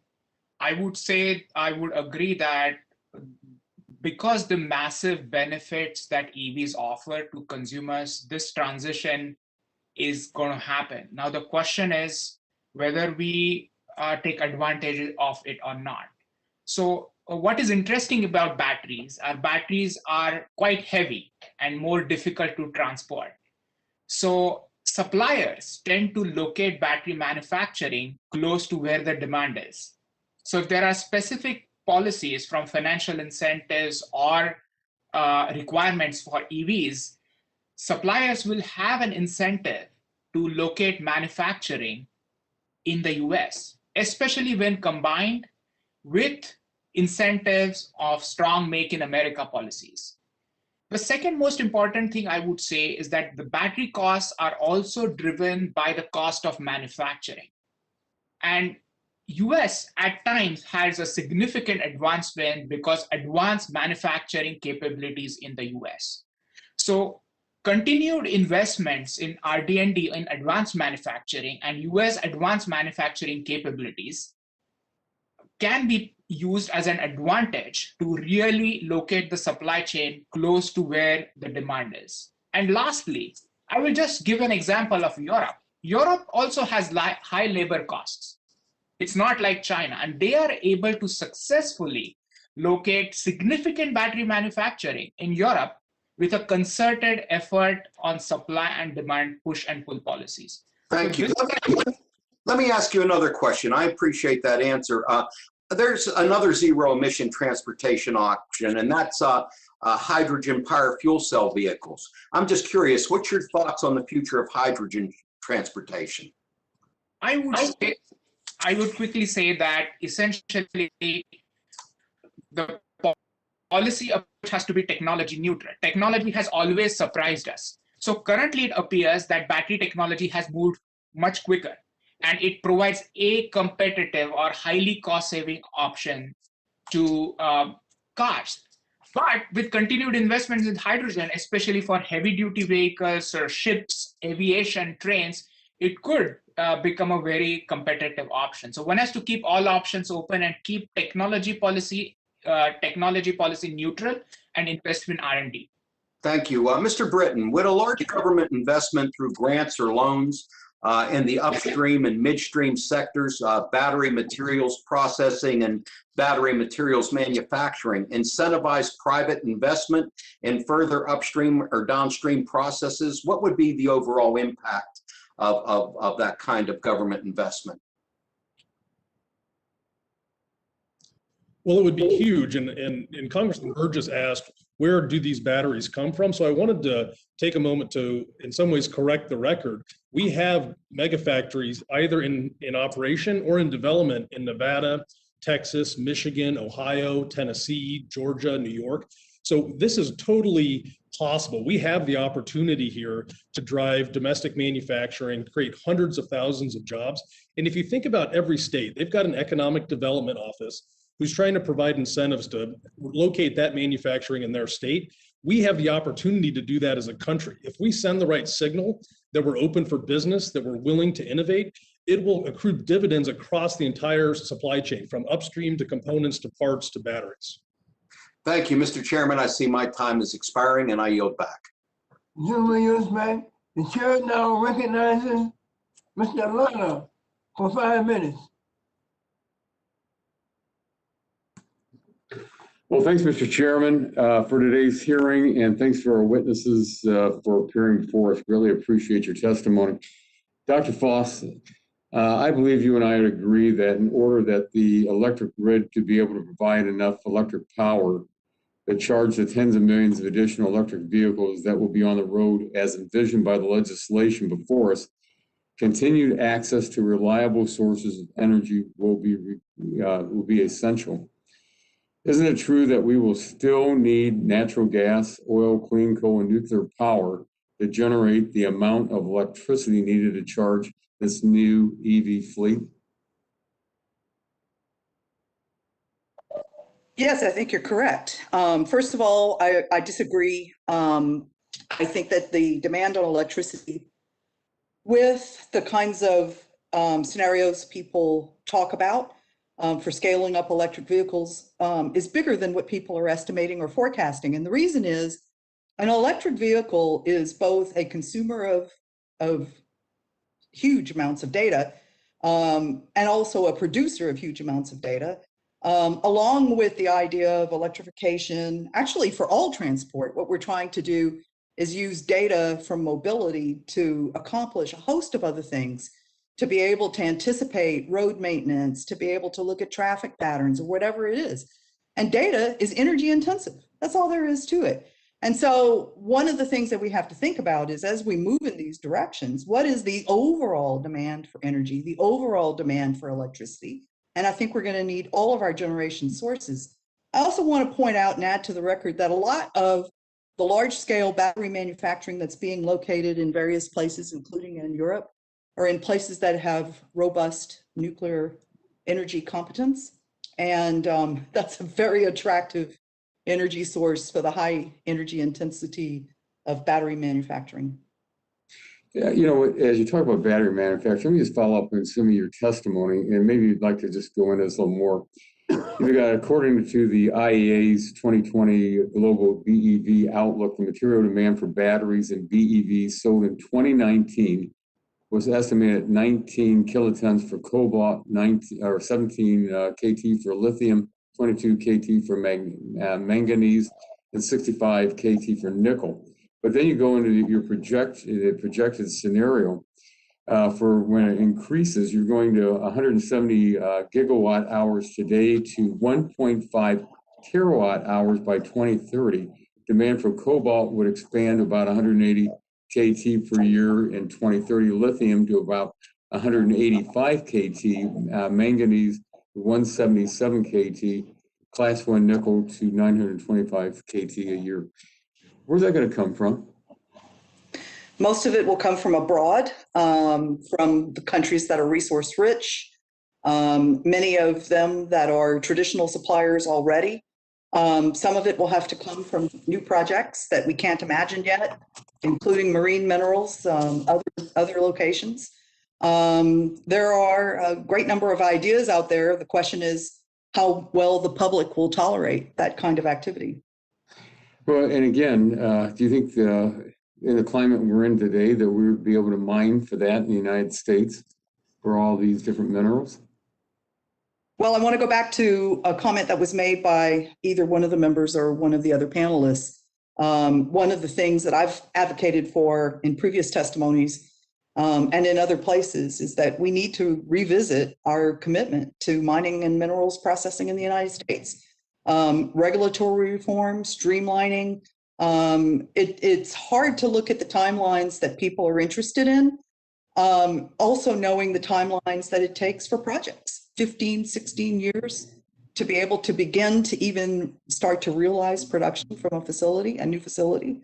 That's just not going to work in the discussions that we're having. Oh, thank you. Mr. Sicardi, I come from a very large agricultural and manufacturing district here in Ohio. And would you say that moving away from renewable fuels toward an EV-only future would hurt these producers in the agricultural community? Yeah, we would encourage smart policy to be focused, as Patrick said, on technology neutral solutions. Technology solutions would be focused on outcomes, and doing so, it should preserve the best way for fuels to compete, whether they're renewables or hydrocarbons or EVs. Well, thank you very much, Mr. Chairman. My time's expired and I yield back. Gentleman yields back. The chair now recognizes the fine gentleman from the excellent state of California, Mr. McNerney, for 5 minutes. Thank you again, Mr. McNerney, for your assistance this morning. You're recognized for 5 minutes. Well, I thank the chairman and I thank the witnesses. I think your testimony is all very, very informative and useful. Dr. Fatke, what opportunities exist to pair EV charging infrastructure with distributed resources, including energy storage, or with times of high renewable generation? I think there are, thanks for the question. I think there are incredible opportunities to pair this, especially because essentially demand charges are levied by utilities when they're really constrained in meeting the supply. So if you have storage located on site, then even if consumers are coming and charging during the peak hours for convenience, the stores or whoever has the distributed storage can potentially mitigate, avoid those demand charges. So it's an incredible opportunity. Also will improve grid resilience overall, because you have then kind of on-site storage, which can improve grid resilience. Thank you. Well, in your testimony, you note that although new investments in the distribution systems are necessary to support the increased loads from EVs, the costs are modest. Could you please elaborate this and what it means for consumers? So essentially, distribution investments required for upgrades are about, nationwide in our scenario, are about $8 to $10 billion a year. Distribution utilities, on average, invest $30 billion a year already per year.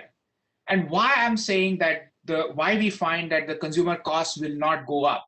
Essentially, if you are able to sell more electrons, then those investment dollars are distributed over many electrons. And that's the reason why they would be able to keep the rates at the same level or lower, because essentially you are investing, but you are also selling more power.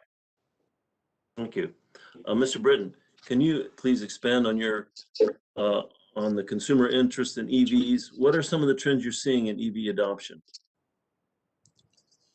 Well, I think the thing that's important to think about is the savings for fuel and service and maintenance. So on average, most consumers save around $1,100 a year, and that's a real driver. The other thing that we're seeing in this space is dramatic increases in range. Many of the new vehicles, and there's going to be dozens coming on the market in the years ahead, are going to have 300 or 400 miles of range, which will be a huge breakthrough. But also, if you think about the battery pack, most folks think that $100 per kilowatt is the price parity with an internal combustion engine vehicle. We expect in the next couple of years to get down to $60 per kilowatt for that battery pack. So that'll provide not only savings on the fuel and maintenance, but eventually price reduction and competitiveness on the upfront cost that we'll be able to drive adoption and show that they're not only cheaper for fuel and maintenance, but even the upfront cost. You're going to be getting a superior product and a better driving experience for the same amount of money with savings on the fuel and maintenance side.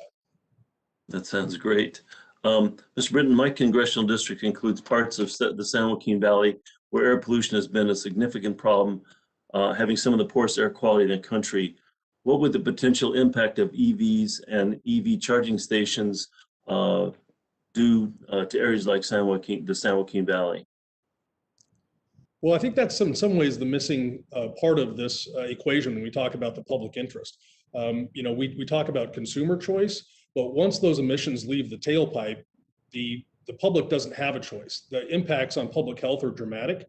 If you look at the medium and heavy duty vehicles, they represent about 7% of vehicles on the road. but they represent over 30% of the carbon emissions and well over 50% of the toxic pollution that has dramatic public health impacts.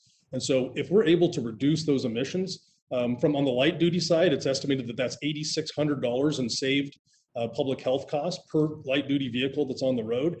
We're going to be delivering not only consumer benefits on fuel and maintenance and service, but dramatic public health benefits. And again, we can do this in a way where we're addressing climate change and creating huge economic development opportunities and reshoring domestic manufacturing in the country. Well, do you think we can catch up and surpass China in the supply chain? And if so, what would it take to do that?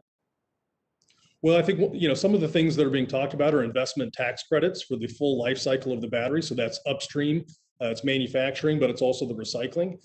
That is absolutely key. But if you think about what we really need to accomplish in this space, it is leaning in. You know, America doesn't shy away from a competition, and we can outcompete China in absolute terms. We actually have greater lithium deposits than China does. It's a matter of really investing wisely to drive that domestic production in a responsible way. Well, thank you, Mr. Chairman. I yield back. The gentleman yields back.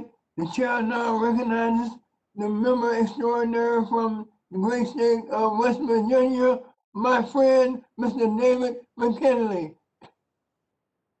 You're always too kind. Let me begin by saying, look, I support the EVs and renewable energy, but not on this particular timeline that we're talking about, politically driven timeline. But I'd rather on a free market approach, and certainly not until researchers have developed an alternative mineral composition for our batteries. Now, look, no one on this panel can tell us the impact on the global temperature changes that a 100% renewable grid in America and a 100% EV mandate is going to have. But what we do know are the devastating environmental and human rights consequences by pursuing this objective in this time frame. Look, in recent years, my Democrat colleagues have called Republicans, quote, climate change deniers. But I can tell you, Mr. Chairman, maybe it's time they look in the mirror and ask for themselves, why are they denying these devastating environmental and human right abuses in order to obtain the critical minerals needed for batteries? Is it because they don't want it to occur in their backyard? Look, this road to get 100% EVs and renewables is littered with environmental damage and human rights abuses.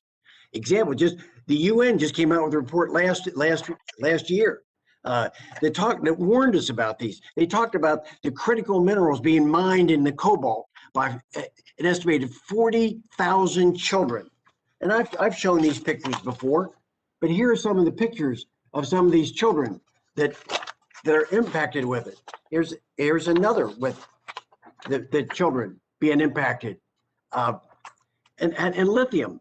To produce just 1 ton of lithium, you need to use 500,000 gallons of water, which consumes more than 65% of all the water available in Chile. And this will only make 20 batteries out of a ton.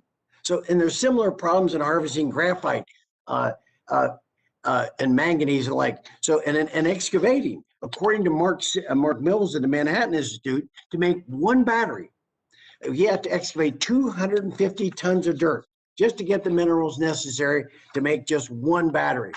Now do the math, Mr. Chairman. As we transition to ultimately 20 million vehicles by, let's say, 2050, that will require 5 billion tons of dirt that have to be excavated. That's an amount that will fill the vast Chesapeake Bay just in 1 year. And we're talking about years going on in the future. So isn't it time to be honest with the American people about the raw materials needed to make these batteries, where they come from, and the consequences of extracting these raw materials? This is nothing more just exporting American guilt and turning a blind eye to the devastating impact we're doing to these emerging nations, the environment in these emerging nations. So Dr. Foss, can you just tell me, am I wrong in assessing these consequences with this government? Shouldn't we be considering alternatives like we've been mentioned before about hydrogen fuel cells and the carbon capture that we can continue to use fossil fuels into the future as part of our mix? Where am I wrong on that? First of all, to be fair, anything that we do requires minerals and materials. We need platinum group metals or noble metals of other sorts for hydrogen-based fuel cells. We need metals for our legacy energy businesses, our carbon-based businesses, oil, gas, coal, whatever. The problem is the metals intensity in the vehicle designs. And I think you can go to just about any other source. You could look at something simple like copper, and you can see the amount of metals intensity in the electric vehicle designs versus the traditional combustion engine designs. So I think we have to be honest about all of that. When it comes to all of the excellent points that you're making about responsibility, accountability, governance, I think that people are aware of all of these issues, but this is one of the things that will take so much time. It's very, very difficult to get countries on the same page with regard to best practices in extractive industries, things that make sense with regard to responsible operation. I think the mining industry overall is actually a very responsible industry, has good practices, but the rules and the government oversight, the protections for labor and environment in other countries are not the same. And the issue is the cost structure of minerals that are available in the timelines that everyone is talking about versus where they're located and the governance structures in those countries. And I think that is what you're trying to get to here. Thank you. And I just want to reinforce for everyone, you ought to read this United Nations report because it really does document very clearly some of the problems that we're foisting on other nations instead of doing it ourselves. So, Mr. Chairman, I thank you and I yield back. The gentleman yields back. The chair now recognizes the brilliant chairman of the Environmental Subcommittee, the gentleman from New York, Mr. Tufo, for 5 minutes. Thank you, Mr. Chair. Thank you to our witnesses. My hometown is a relatively small working class city, but just last month they cut the ribbon on 25 new publicly accessible charging stations located in our city parks. We don't have many EV drivers there yet, but this is an investment with an eye toward adoption trends, and it will help people develop a comfort level with future EV ownership. So I want to thank Mr. Jankowski because it takes a vision to build out this infrastructure in remote and rural communities. And I think it's clear we're going to need public charging in every community across the country and sooner than people think. So Mr. Britton, you make an important point that today 80% of charging occurs at homes. How might that number change as more people adopt EVs, some of whom won't have a garage or a dedicated off-street parking space? Well, we anticipate that 70 or 80% of charging will occur at home as we move towards 100% EV sales. But the important point is, how do you close that gap? And really what that looks like is municipal parking, on-street parking, multi-unit, and then retail and workplace settings. And that will provide, I think, the comfort and the ecosystem where people can plan for their charging needs, whether it's something that they're going to be doing at home and supplement at work, whether that's going to the grocery store or other settings that really reflect, I think, a more convenient charging and refueling approach where they'll go about their daily lives and they'll have a full charge. Most Americans will wake up with a full charge, but closing that gap is really important. And I think, your local community leaders are trying to think through that. They're trying to make capital decisions for the next 25 or 50 years. And electrification is going to be part of that picture. And I think that's why your leadership on these issues to deploy the rebates, certainly for those subnational governments, is key. And do you believe charging at workplaces and multifamily homes can fill some of this gap and provide charging access for people that may not have a dedicated parking spot? Absolutely, and I think that's why and Mr. Siccardi has noted with the current gas station model, there's a 30C tax credit that's available for folks to receive a 30% investment tax credit for deploying charging. I think your rebates that are available to those that may not have a tax liability are especially important to close that gap. But absolutely, when you think about it, it's going to be on-street parking, it'll be municipal, it'll be workplace, it'll be retail. That's the way that we're going to close that gap. Again, 70 or 80% will be at home, but getting to where you're meeting every community's needs is closing that gap with those other use cases. And do you believe level 2 chargers, which may take a few hours to complete a charge rather than a few minutes, would be sufficient at most homes and workplaces? So most homes will likely be level 1, which is your current 110 volt service, or level 2, which is the same service that your dryer operates on. That will be the vast majority of your at home. When you think about the other settings, 90%, our estimation is that 90% of the public charging will be level 2. So it'll be you'll get 25, 30 miles of range while you're at the grocery store, while you're at church, while you're at work. 10% of that public charging will likely need to be direct current fast charging along transportation corridors where there's a need to refuel in 10 to 30 minutes. But level 2 is a really important part of this puzzle, and will be the vast majority of what public charging looks like and will require.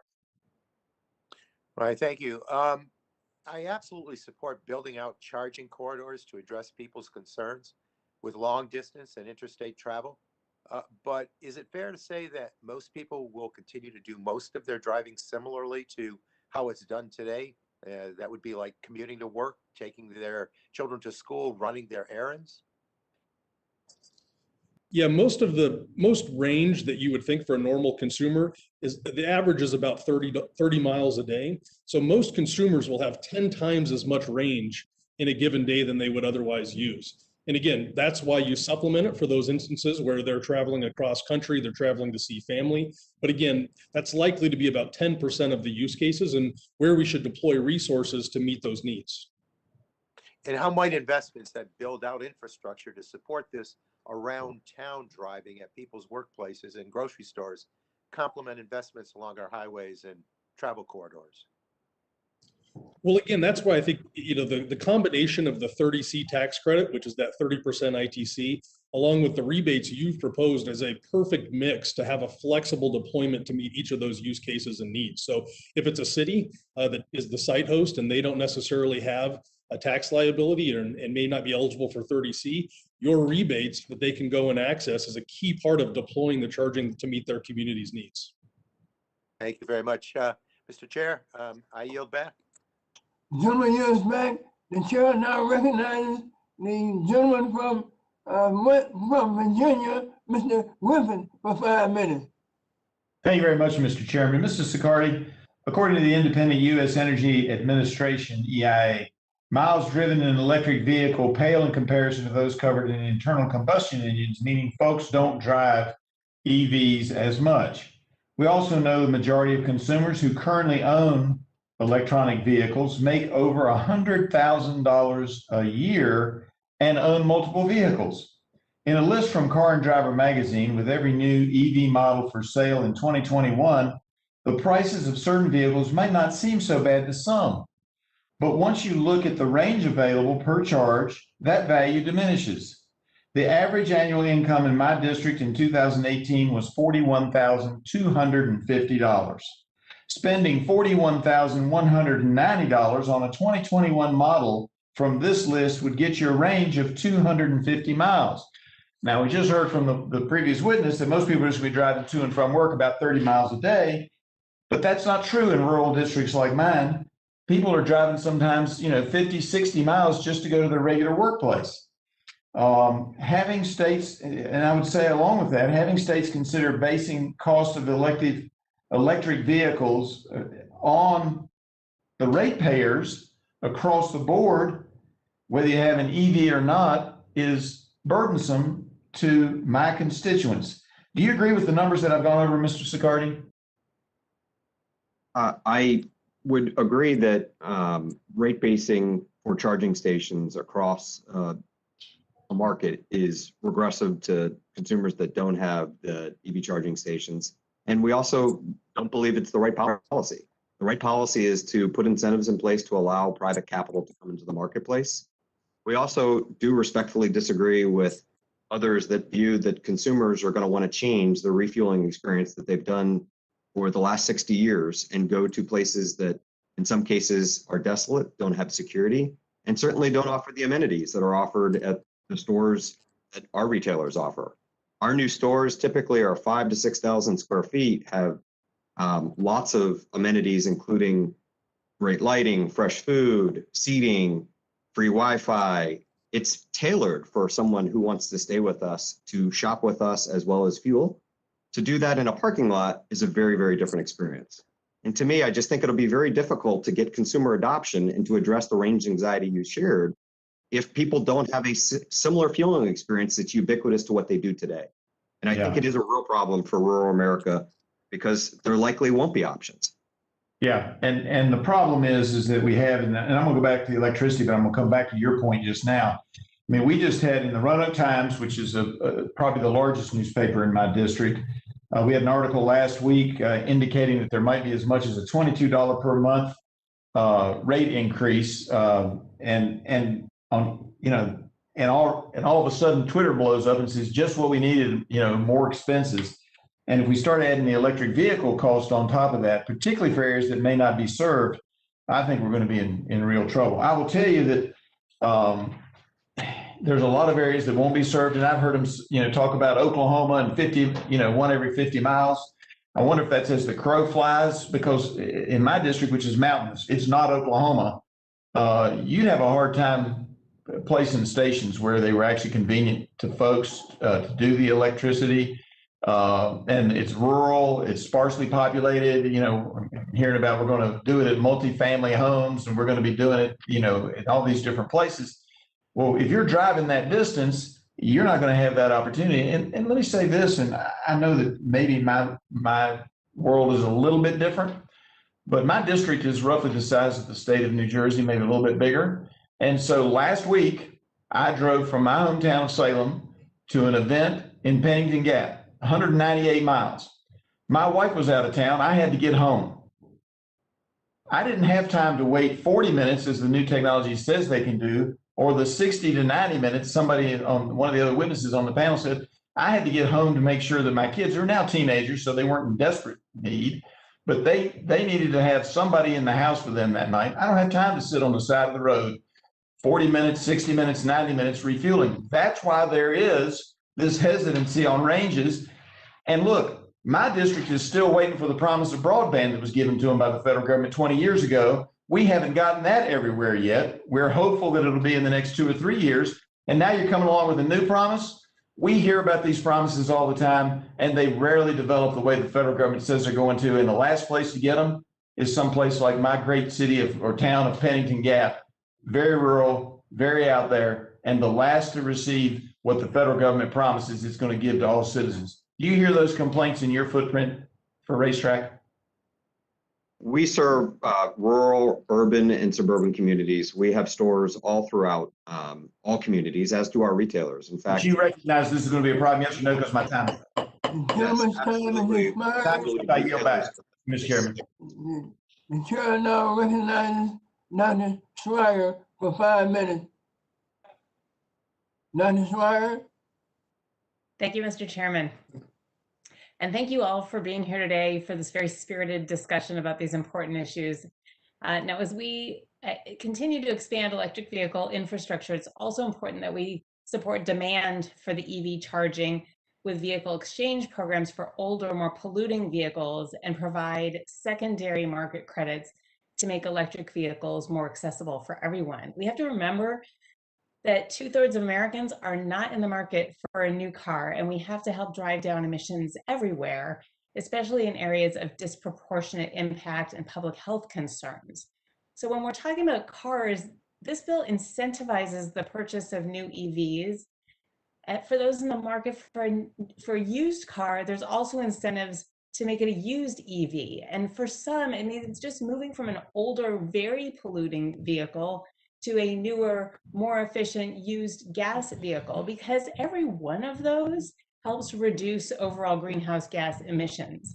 So I want to focus on disadvantaged communities just for a moment, because electrification for some areas may really refer more to transit or school buses, or especially medium and heavy duty vehicles. So Mr. Britton, you stated that medium and heavy duty vehicles play an outsized role in negative environmental implications from emissions. Although they represent 7% of the vehicles on the road, they're responsible for 25% of the greenhouse gas emissions, 50% of the nitrous oxide emissions, and 67% of particulate matter emissions which has a profound impact on health, particularly for these communities who are most exposed to trucks and pollution and ports. So I was wondering, Mr. Britton, can you talk about incentivizing the transition to electric vehicle, medium and heavy vehicles, and the impact for these disadvantaged communities as compared to simply replacing passenger vehicles? Yeah, the medium and heavy duty space is a huge opportunity. And it's one where many of these vehicles are really hardwired for the use cases that you might want, given charging and battery and range. So if you think about, for example, the Postal Service, the average route for the Postal Service is 20 miles. And they sit and they idle while they deliver mail for a majority of that route. And so you can provide a zero emission transportation option and not be emitting those pollutants in every community in the country. So there's huge decarbonization, but also pollution reduction opportunities there. The other thing that I think is worth remarking on is that it may not feel like an emergency for your community, but it certainly is an emergency for some communities. And if you look at the Mid-Atlantic region, where there was a recent study, Black and brown communities breathe in 66% more transportation-based emissions. And so we can think about these things as consumer choice. And I happen to believe that on the light duty side in particular, the products need to sell themselves. But there's also the public health element where people don't have a choice. And so how we contribute to that and how we address it is really, really important from an equity standpoint. I agree. And we're already seeing this with FedEx. We've got investments in this bill for the Postal Service and for buses, because nobody likes to get stuck behind them. And there's more of these vehicles in those communities. I want to pivot a little bit, Mr. Jankowski, to talk about rural America. I appreciate range anxiety.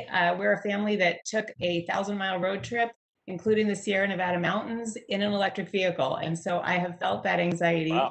I know that those 50-mile separated chargers, just in answer to some of the other comments I've heard, they're probably not for people who are living in rural America. They're charging at home. They're for people who are traveling rural America. So I just wanted to clarify that. Can you talk about your vision for electric vehicles in rural America, and even maybe some thoughts about not just personal vehicles, but trucks or farm equipment? Excellent. So thank you so much for the question. So in rural communities, you need charging stations simply because people travel away from their homes.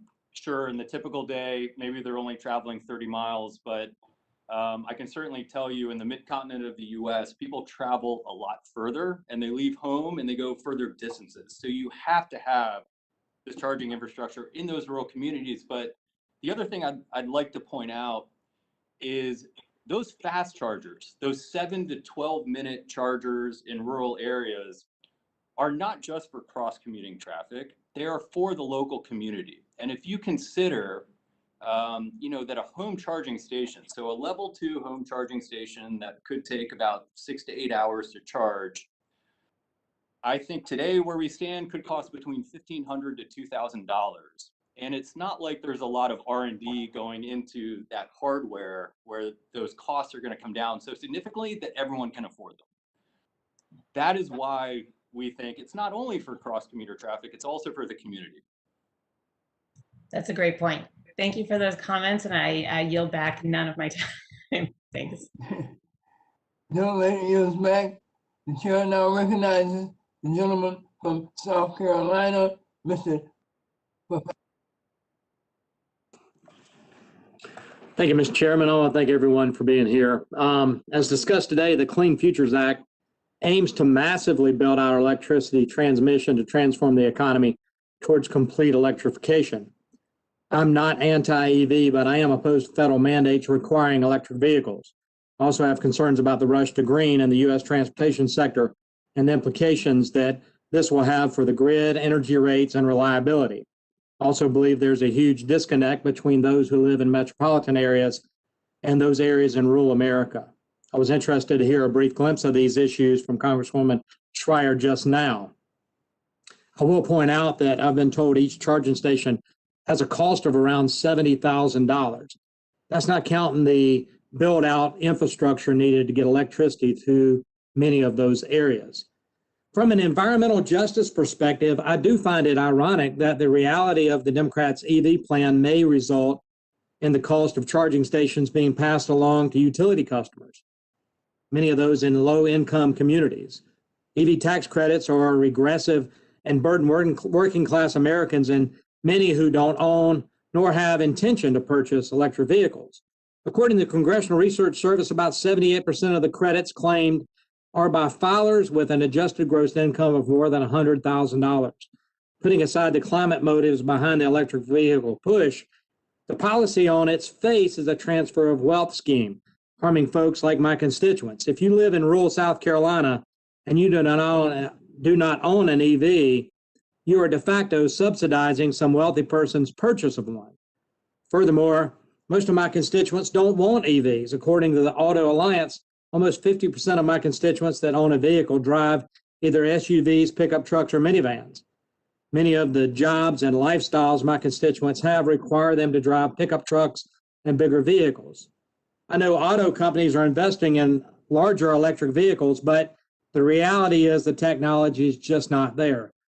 So, Mr. Scardy, it's clear the bureaucrats here in Washington and the Biden administration are pushing a one-size-fits-all approach to EV policy. They want an irreversible path to EVs and do not care about the lack of consumer demand. Do you think policies like the Clean Futures Act totally ignore market realities and consumer demand? What's the right approach, Mrs. Carter? We believe the right approach is focusing on outcomes.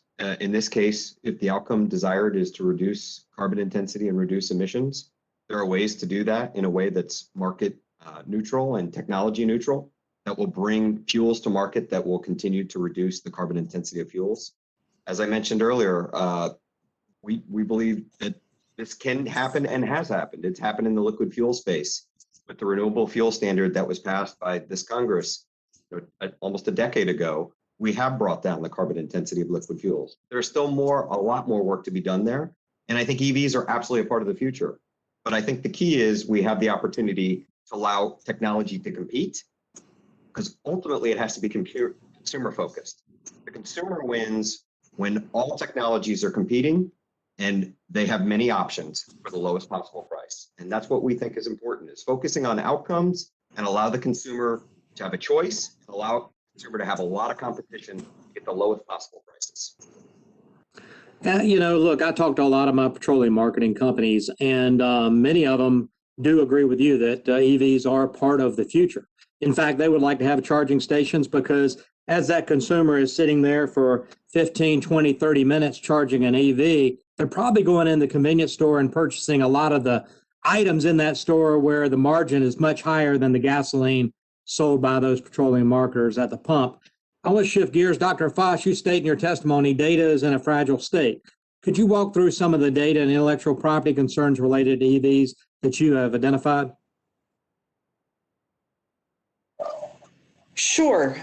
Just quickly, in a nutshell, it's everything from the design of batteries, the chemistries, powertrains, manufacturing processes, the design and intellectual property associated with a lot of the electric power system equipment, design and intellectual property associated with advanced mineral processing. It's a pretty big list. Would you like me to continue? I think I've given you enough of a flavor. You've done great, and I appreciate that. I'm about out of time, so Mr. Chairman, I'll yield back the 8 seconds I've got. Thanks. Chair, thanks, gentlemen. The chair now recognizes the gentleman from the other Carolina, Mr. Butterfield of North Carolina, for 5 minutes. Thank you very much, Mr. Chairman, and good afternoon to you, and good morning to those of you who might be on the West Coast. I want to make sure that you keep Mr. Duncan and I separated. He is certainly South Carolina, Greenville County, and I'm upstate in North Carolina, what we call Wilson County. But thank you for this very important hearing today. We're talking about the future. That's exactly what we're talking about. And thank you to our witnesses for your testimony. Your testimonies have been very, very helpful. Let me go back to Mr. Britton, and you've been on the hot seat today, Mr. Britton, and let me just continue with you. I listened very carefully a few moments ago to your testimony, And I appreciate you talking about equity. Equity must be part of our approach to electric vehicles. And Dr. Schreier and Jeff Duncan have both touched on some of my concerns about rural America. Rural America is absolutely important. I am rural America. Jeff is rural America. Dr. Schreier is rural America. We all represent rural America. I'm concerned that when it comes to electric vehicle charging, rural communities may again be left behind. What do you see as the barriers that need to be overcome right now? And do you see utilities, particularly rural electric co-ops, playing a significant role? Yes, I do. I think we've got so much build out to be done that we need everybody to be playing a role. So that's your site hosts, your municipalities, your third-party charging companies, and your utilities.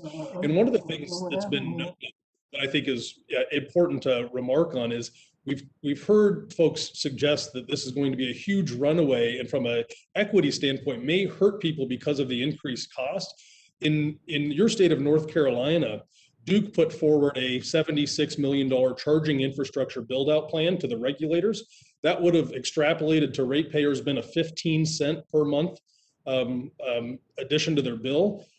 What was approved was a $26 million charging plan, so about a 6 cents per month per customer. So the dividends here are enormous. The costs are very small. And one of the things that's also been found on the other coast with PG&E is that by shaving the peaks and the valleys and using those fixed costs for generation, you can actually have downward pressure on rates. And so PG&E has found that there's a $350 million dividend by better managing their grid through vehicles that has accrued to their customers. And so when you think about the utilities, they have a service obligation and responsibility that I think will be of particular use and value to rural Americas as they seek to, meet the use cases that those customers require. Thank you. Congressman Butterfield, if I may, I have something I'd like to add. You certainly can. Yes. Thank you. What I would add is I think it misses the point just looking at the cost. The cost ranges state by state depending on the size of investment utilities are trying to make. More important, or as important, is the fact that it creates barriers to entry for private capital.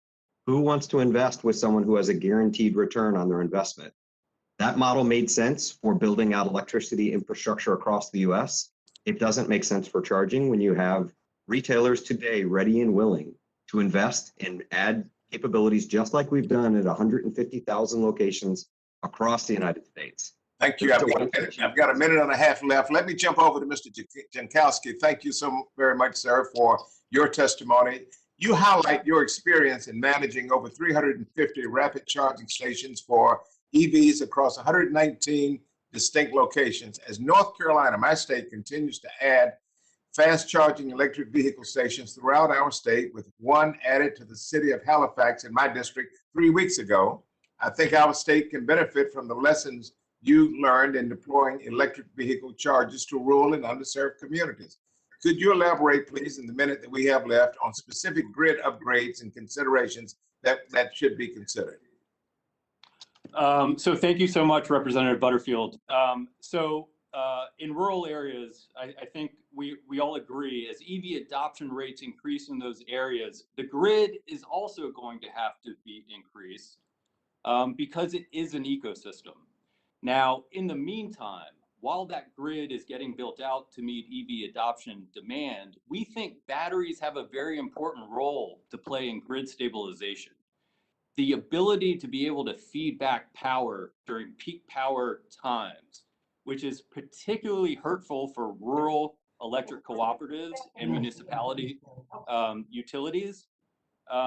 This is going to help stabilize the grid while that investment is being made into that infrastructure. Thank you. Thank you, Mr. Chairman. I yield back. The gentleman yields back. The chair now recognizes the ranking member who returned to the hearing. Ms. McMorris Rogers, you're recognized for 5 minutes. Thank you, Mr. Chairman, and thank you to all the witnesses for joining us today. I think that it's really important that we're looking at what is the real person impact on some of these policies that we seem to be rushing through this committee and through the House right now. The real person impact of on electricity generation in America and what it's going to cost ratepayers with these type of mandates that are coming down, and really the impact that it's going to have on reliability, keeping our lights on affordability. It seems like there's a rush for action right now that includes a stifling of our current energy and all of its economic, technological benefits in exchange for this idea that's being promoted. So, and it's also jeopardizing American energy independence at the very time that we're celebrating America being energy independent. First time in decades that this has been achieved, and it's been a long time goal. When Dr. Michaud testified last fall, we discussed how the drive for more wind and solar and the impact that it would have on supply chains and what it means for the environmental impacts, both here and abroad. And I don't think anybody really questions that we are playing into China's strategic interest with these policies, even to the point of ignoring human rights abuses. Dr. Michaud-Foss, you talk in your written testimony about a worldwide rush to materials for alternative energy that will threaten economic and national security. Would you just explain a little bit more what you mean by this, including what actions you see other nations taking in response to this demand? So the first part of the question is the reality in terms of the distribution of current supply, that the bulk of it is not in our country or even in China. In fact, China is, as was pointed out earlier, not necessarily rich in lithium, but they control lithium deposits and lithium supplies and processing in other places. So that is the first issue. I will add that China's participation in all of this has helped to expand the global supply picture, which is one good thing.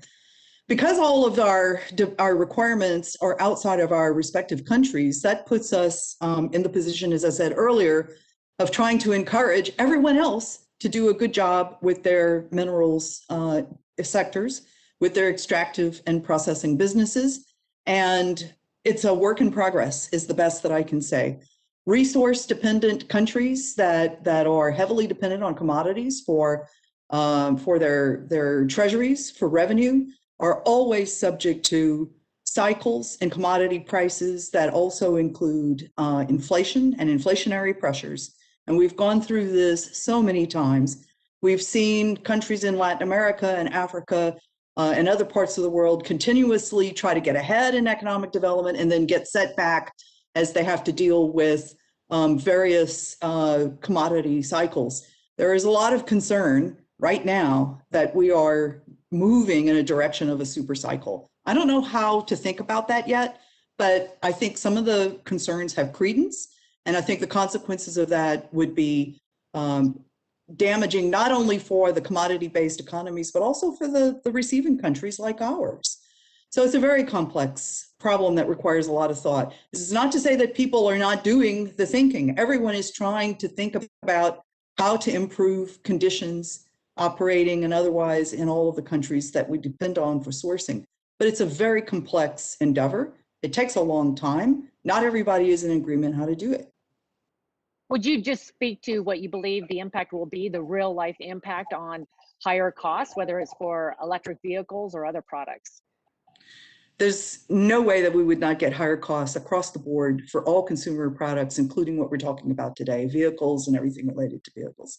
They are materials price sensitive.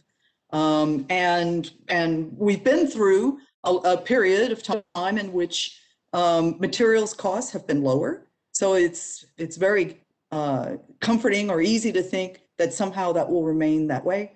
But as I said in the beginning and in my remarks, we already are seeing pressure on commodity prices. Those get transferred very, very quickly into goods. We've already seen effects from higher copper prices in consumer products.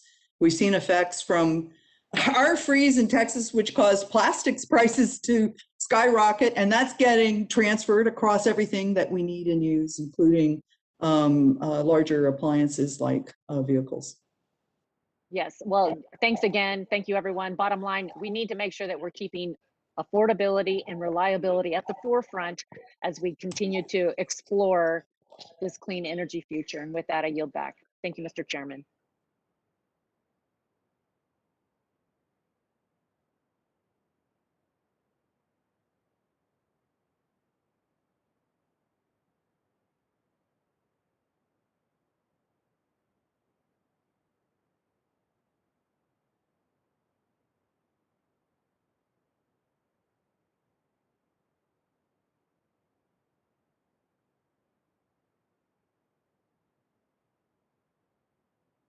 The chair apologizes for that. The chair now recognizes the gentlelady from California, Ms. Matsui, for 5 minutes. Ms. Matsui, you're recognized. Thank you very much, Mr. Chairman, and thank you very much for having this really very important hearing. And I want to thank the witnesses for being here today.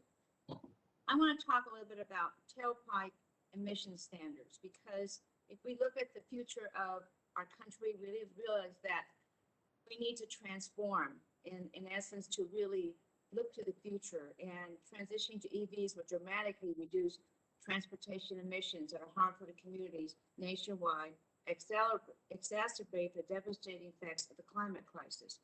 So to lower transportation emissions, I fought to codify Obama-era tailpipe emission and fuel economy standards through my clean and efficient cars.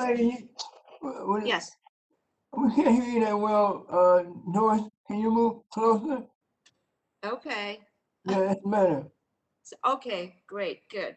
So I recently lent a letter with 70 of my colleagues asking the Biden administration to, at minimum, reinstate these important measures. Mr. Britton, does your organization support the strong implementation of the Obama-era standards for the light-duty sector that are necessary to reduce emissions and expedite EV adoption? Yes, we do, and we thank you for leading the letter. We've called for strong fuel economy standards for a couple of reasons. One is consumers are not demanding less efficient vehicles. Every year, consumers are rewarding the manufacturers that are providing more fuel efficient vehicles. And so it helps us keep pace, and we don't have to look far back to know what happens when we get caught from behind. So if we look back to 2007, more fuel efficient foreign imports ate our lunch, and it led to a $34 billion auto bailout. And so other countries are racing ahead, and that's the right market signal to send to suggest to both manufacturers, but also our foreign competitors, that we're taking this seriously, and we're going to make this transition in the next 10 or 15 years and not the next 40 or 50. Okay, thank you very much. Clean transportation is crucial, as we know, to reduce harmful emissions, which disproportionately affect communities of color and low wealth populations.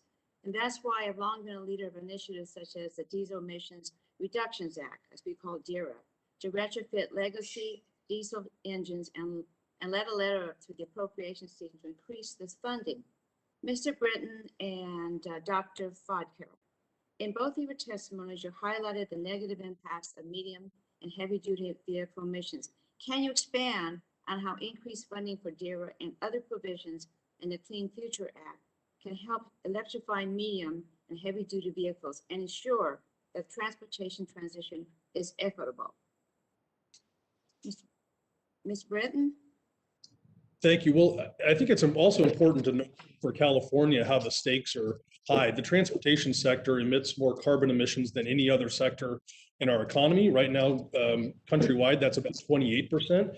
In California, I believe it's well over 40%. So the Diesel Emissions Reduction Act, in concert with the congestion mitigation and air quality programs, all drive really important emissions reductions in those frontline communities and have a huge impact on public health. And again, I think it's important to note, where if you don't feel like it's an emergency for your community, that doesn't mean that it's not an emergency for other communities. And the public health impacts are dramatic.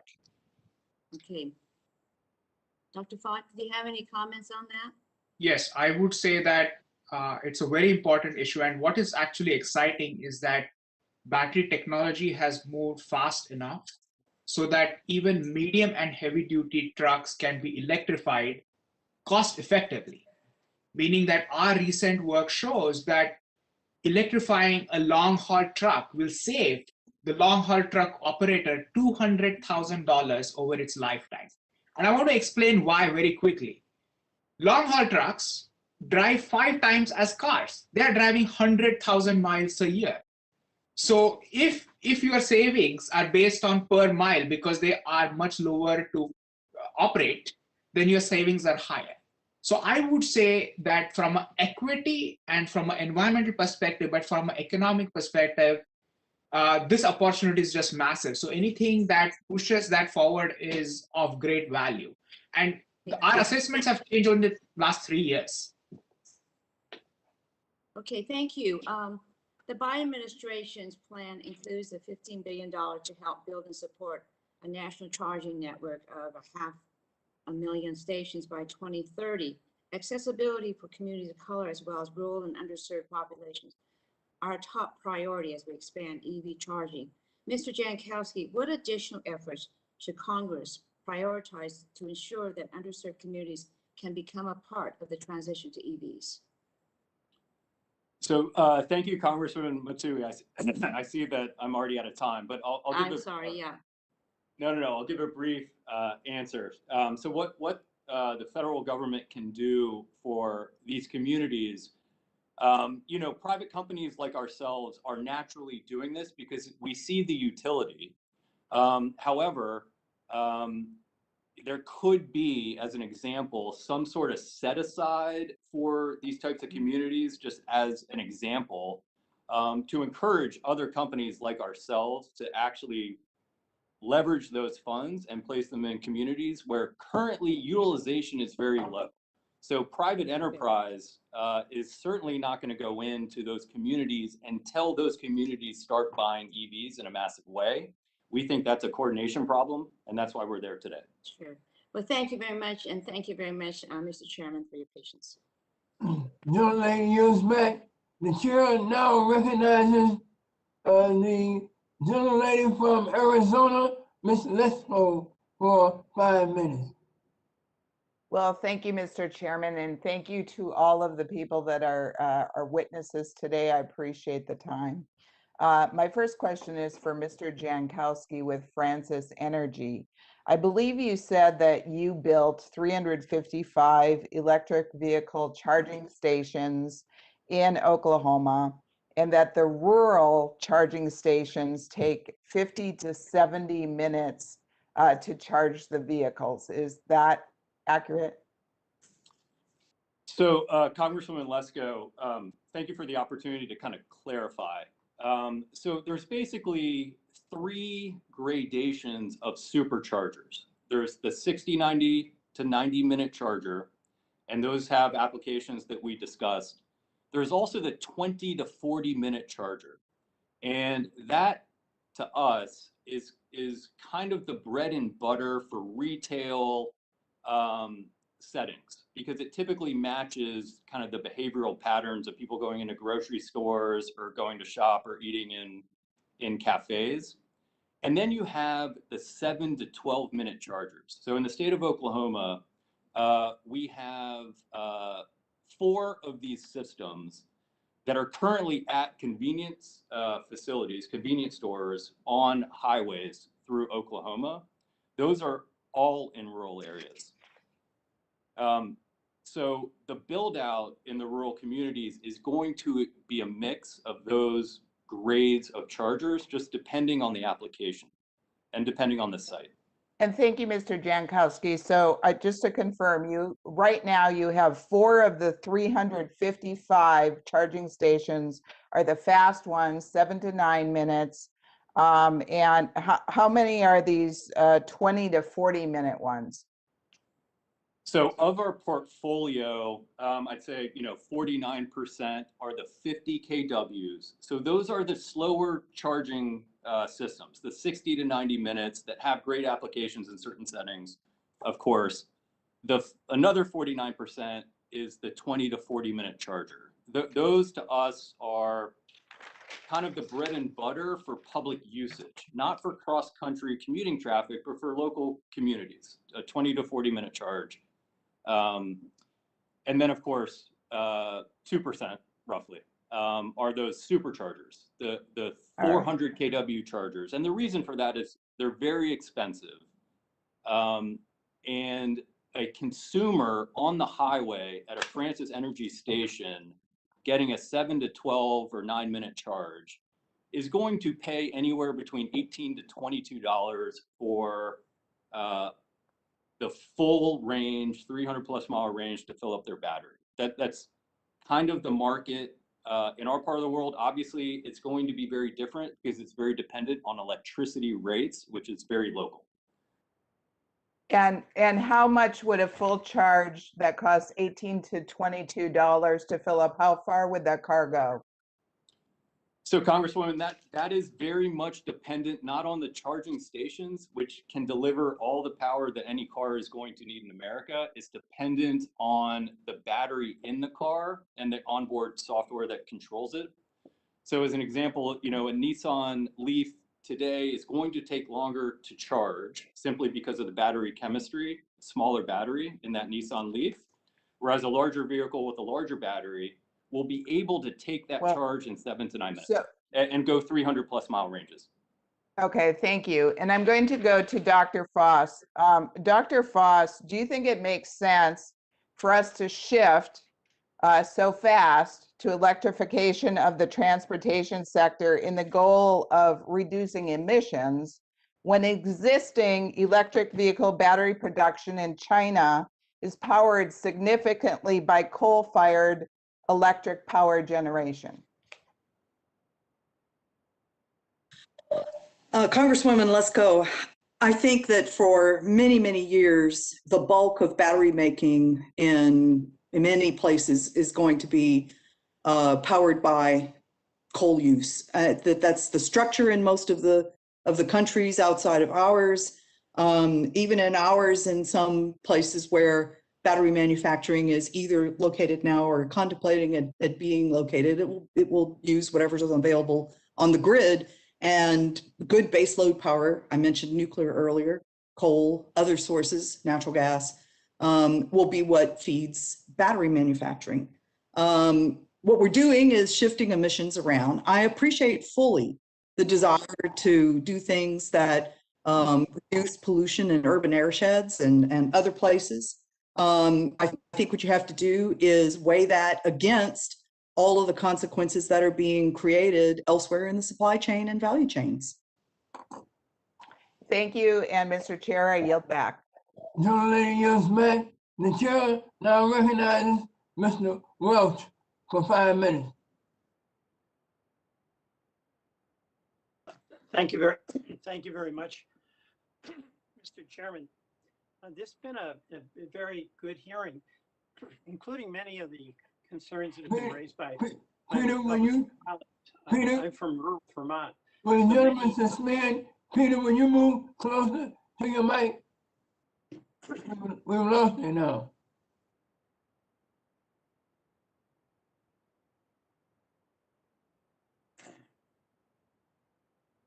Thank you. All right. I was saying that I wanted to thank my Republican colleagues and also Mr. Butterfield for bringing up concerns that rural America has. These are significant in Vermont as well. But raising the concerns doesn't answer the challenge that we have and also the market reality. I mean, concerns about the range anxiety, concerns about access to critical minerals, concerns about folks who are driving SUVs and pickup trucks, and there's an awful lot of those in Vermont. We love them. It does not answer the reality that the market's moving. VW is doing electric, GM is going all electric, and Ford is going all electric. And we're in a competition with China to see who's going to be on top in the electric market and also create a new future. So raising those concerns is not a reason to stop or pause. It's a reason to answer. So I'll start by asking Mr. Britton, would you agree that it's important for the U.S. to significantly improve its collection recycling and reuse of critical minerals. Absolutely. And I think most people would be shocked at how much of these minerals we can actually acquire from a battery. So we've got members like Li-Cycle, Redwood Materials, and the American Battery Technology Company, and they're able to get, on average, about 95% of the critical materials out of a battery. In some ways, their biggest challenge is there's not many EVs coming out of their life cycle. A lot of EVs go into a second use where the battery is used for a stationary utility scale storage. And so they're left right now. That's great. You've made my point, so I want to come back to a few other questions. I'm introducing legislation that would incentivize public on-street, publicly available EC charging. Mr. Siccardi, could you?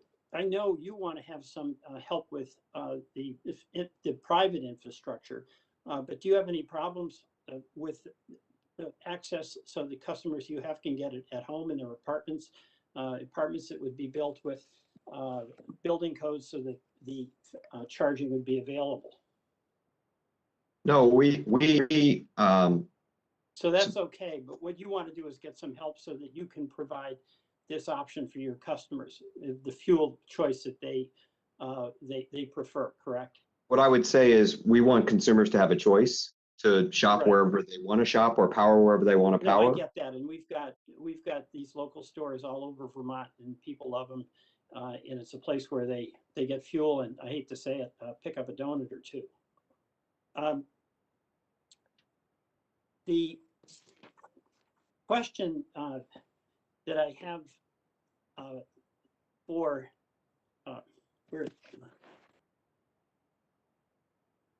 what's the best method by which the public, the driving public, can get access to EV charging station? Doesn't it absolutely require, Mr. Britton, that there be some public investment in this? Absolutely. And I think that's, David has mentioned this already. There's some areas where there's a really strong commercial case now, but the importance is to sequence it. You want to out-sequence the vehicle so you address range anxiety, but you don't want idle capital. So the sequencing is important, and getting into those areas that are underserved, whether that's rural or other low-income areas, are critical. So how do we get into those underserved areas and have a policy where from the very beginning, that's what we're doing? Well, the two main levers are the 30C tax credit, which provides an incentive. The other is the rebates. And I think you and Congressman Tonko have put forward ideas on how to do that. And I think they're complementary policies that will allow for flexibility to meet each community's needs. And Mr. Nasser, do you have any views on this with respect to how this is going to affect job access and wages for the people you represent?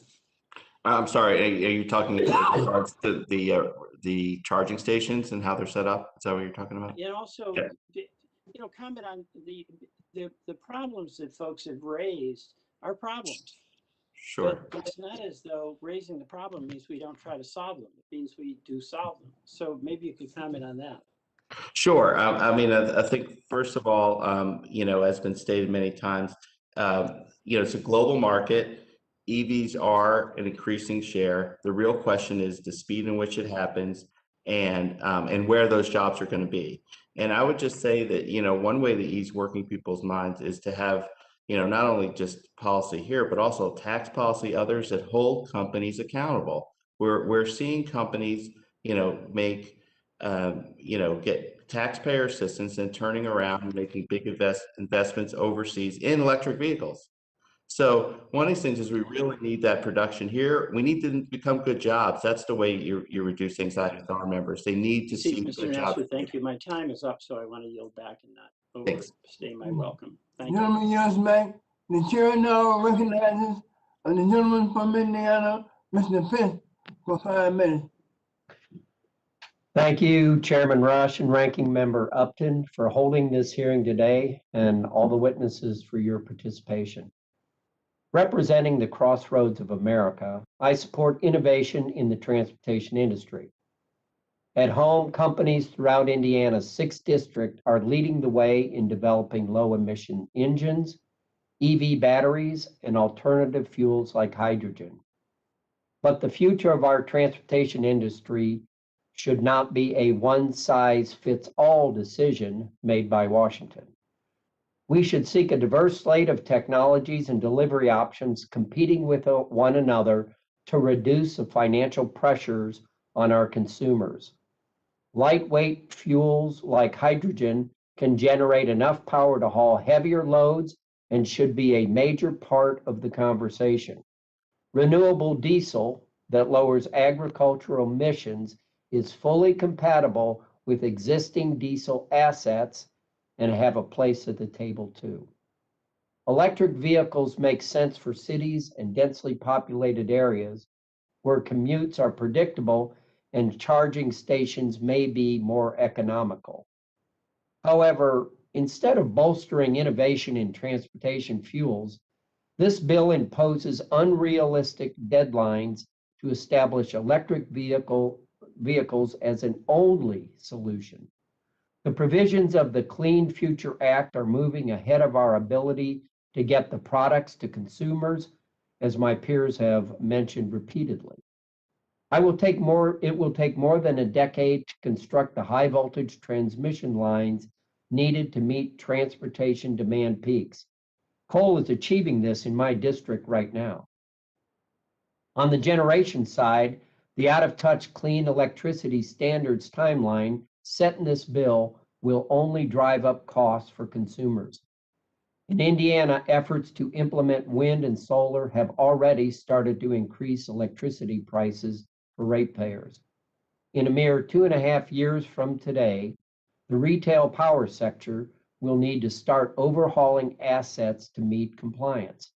Meanwhile, it can take up to 5 years to fully implement carbon capture equipment that is still not ready for commercialization. I agree with my colleagues that EVs will play a critical role in our future transportation sector, and there are appropriate opportunities to incentivize manufacturing here in the U.S., which could bring back jobs lost to China and other countries. But the Clean Future Act severely limits hydrocarbons and plastic production necessary for car manufacturers without a realistic alternative by harming the very petroleum industry that has millions of jobs. This bill makes no meaningful regulatory reforms to protect the supply and economic case for mining minerals and rare earths here in the U.S. All the while, provisions of this bill will put all ratepayers, not just EV owners, on the hook to foot the bill for charging infrastructure unfairly costing my rural areas early in the process. Mr. Sicardi, you mentioned in your testimony that there is a missed opportunity for the committee to create incentives for private investment. Particularly, you mentioned the fairness in electrical pricing. I too am concerned that this act may put your industry at a competitive disadvantage. As you know, I spent many years in your industry. You and I remember when rack was rack and retailers were protected against predatory pricing by retail refiners.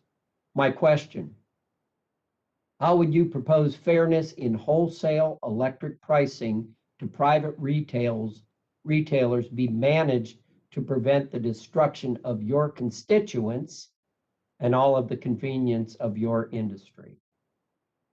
Thank you for the opportunity to speak on that.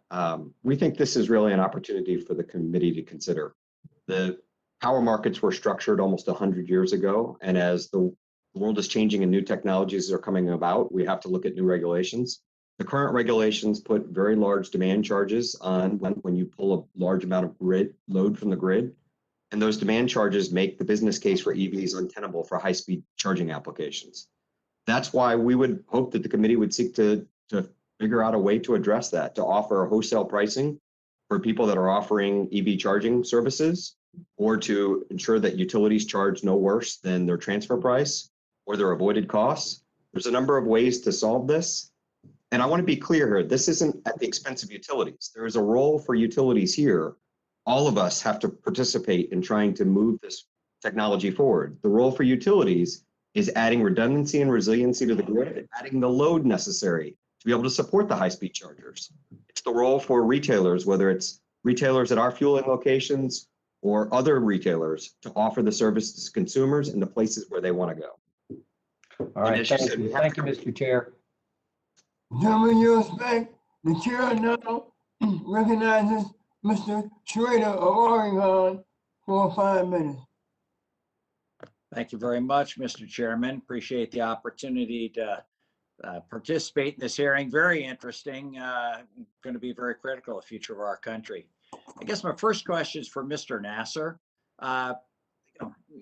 Everyone talks about, well, a lot of people talk about all the new jobs going to be created by the Green Revolution and the opportunity for electric vehicles and what have you. And I think that's true. I'm looking forward to that. But I'm concerned about the current jobs.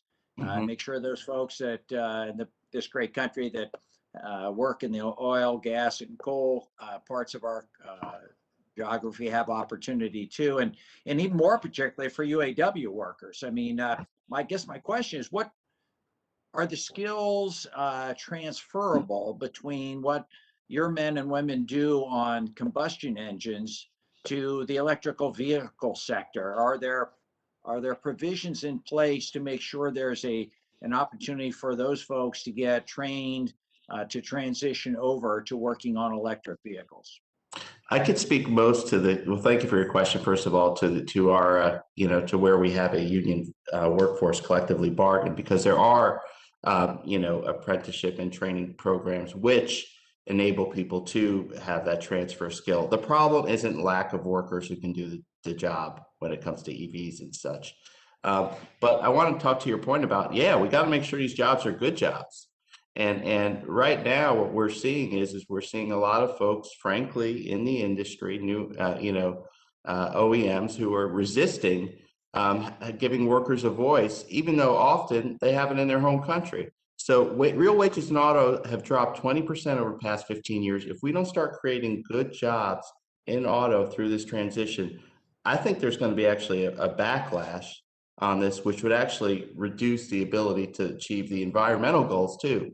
So we better get this right. I hope that helps answer the question. No, that's great. Yeah, we need to have some labor standards in here to make sure we're not downwardly mobilizing American families. So thank you. Mr. Siccardi, I think your line of concern is very legitimate. I guess the question would be, why are we even subsidizing public stations? Why not just, we've got gas stations, truck stops all over the country. Why are we not targeting them with whatever public assistance we get to set up these EV charging stations? I think the best way to do that would be to provide the profit incentives for retailers to make that investment. We're prepared. We have made that investment over the course of the last 60 years. We can continue to make those investments. We have the right real estate, the amenities, the thing consumers want. Problem is we have some true problems with the business cases Representative Pence just mentioned. The fact that we buy power from a utility at a retail price and then try and turn around and sell a retail price to consumers doesn't work. The structure of the electricity markets as it was structured 100 years ago doesn't work with demand charges. The nature of power for charging is you have to have a lot of load to put it in a battery in a short period of time. As we do more, we have more, and it makes it impossible to recover that from the consumer. So some sort of incentive or direction to our utilities to help incentivize that opportunity for EV stations, so that they give you, I would assume, some sort of discounted rate so that you can mark it up at least a little bit and make it worth your while. There's lots of ways to do it, but bottom line is a mechanism for us to be able to have a wholesale rate for power so that we can offer consumers a retail price and be able to still offer low prices to consumers, but have some ability to compete.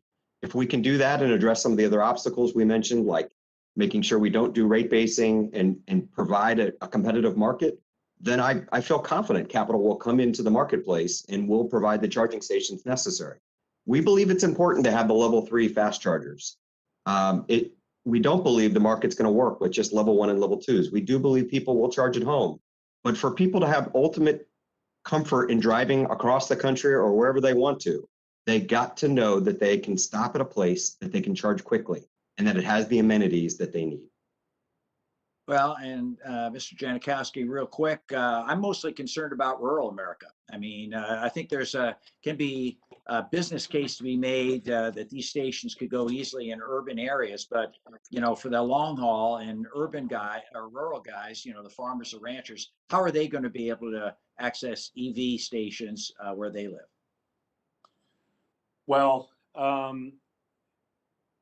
we're going to have to put charging stations into farming and rural communities. And the reason why the incentives are so important is because private capital simply is not going to put in charging stations in those rural communities, at least in the first couple years, because there's simply no one charging on those systems. I mean, our system in Oklahoma today achieves maybe 1% utilization, just a very fancy name for how often it's being used. Our forecast is 5 to 10% in 5 years.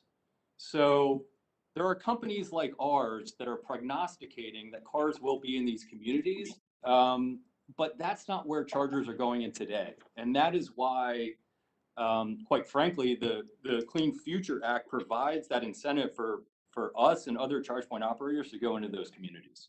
All right, very good. And I apologize for going over my time, Mr. Chairman. Thank you all very, very much. Gentleman yields back. The chair now recognizes the gentleman from North Dakota, Mr. Armstrong, for 5 minutes. Thank you, Mr. Chairman, and thank you, Congressman Trader, for raising some of those issues as well. We heard earlier sequencing is important, and I agree with that. And listening to Mr. Siccardi's testimony about this, I think is also important. But I've also heard some of my colleagues talk about rural areas getting left out. I'll be here right now and I'll just say I'm comfortable with North Dakota getting left out of the first portion of this, because I do think sequencing is important, and we're rushing towards these things and we keep acknowledging what the challenges are, but we just gloss over what it's going to take to solve those challenges. And I think a perfect example is exactly what we're talking about, is who's going to play in this space. We're investing billions and billions of infrastructure, but we're spending very little time about talking about who's going to play in the space, whether it's a utility, a municipality, private equity, gas stations, all of this. There are structural ways in which electricity is delivered to communities that has to be addressed before we move into this portion of that. And I mean, that's before we get into heavy trucks. A Volvo truck for a medium weight load is about 8,000 pounds more than a diesel truck. That means you have two options. It either carries 1/7 less weight, which means more deliveries, higher prices, or you have to raise road rates. And in places like mine, which means more roads are going to get beat up, they're going to be dealt with, dealing with that. How about 90 minutes to charge a truck? What does that do to hours of service? What does that do to cost of delivery? These are all real things that exist, and we have to talk about them, because I agree to some degree or another, electric vehicles are coming. And that's before we talk about if we're going to expand the grid on resiliency and reliability, which we have had numerous other hearings on.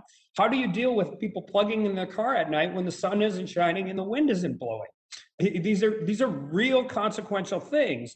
And I appreciate when my friend Congressman McKinley talks about outsourcing our guilt and where we currently get our rare earth metals. Because one of the things we do have them here. We have lithium deposits here.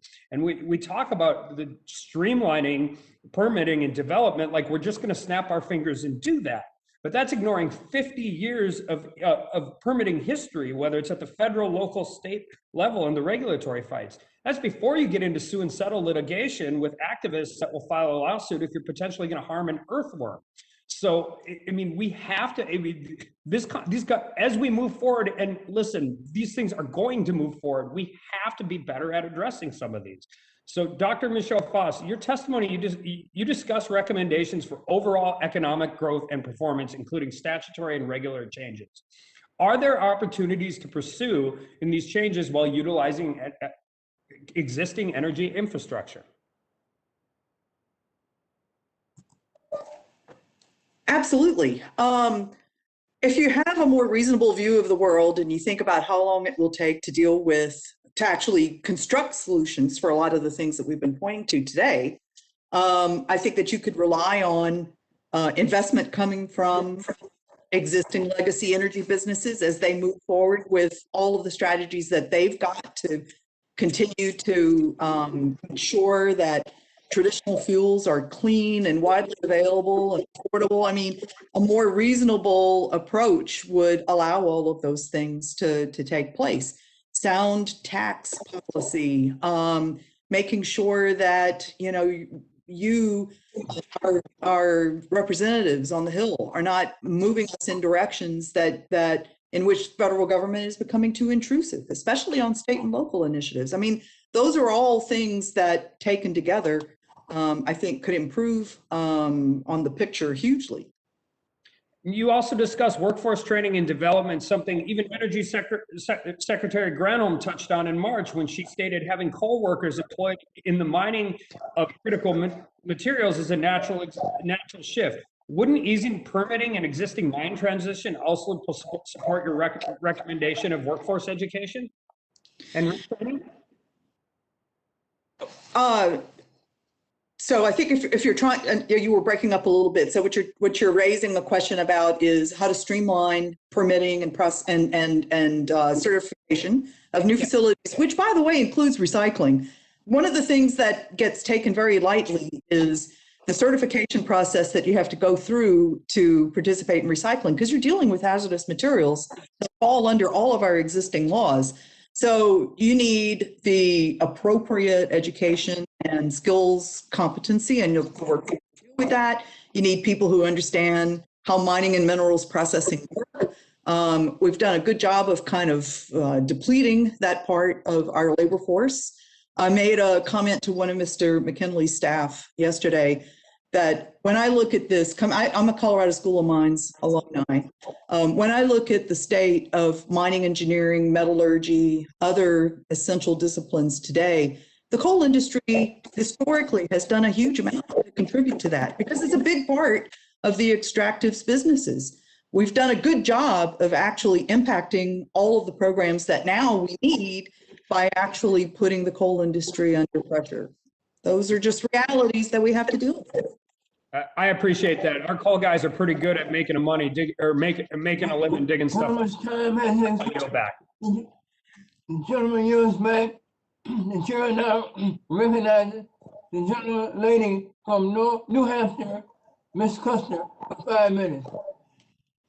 Thank you very much, Chairman Rush, for organizing this important hearing and for your commitment to ensuring that all Americans, regardless of their zip code, have access to electric vehicles. The transportation sector is the #1 source of carbon pollution in the United States.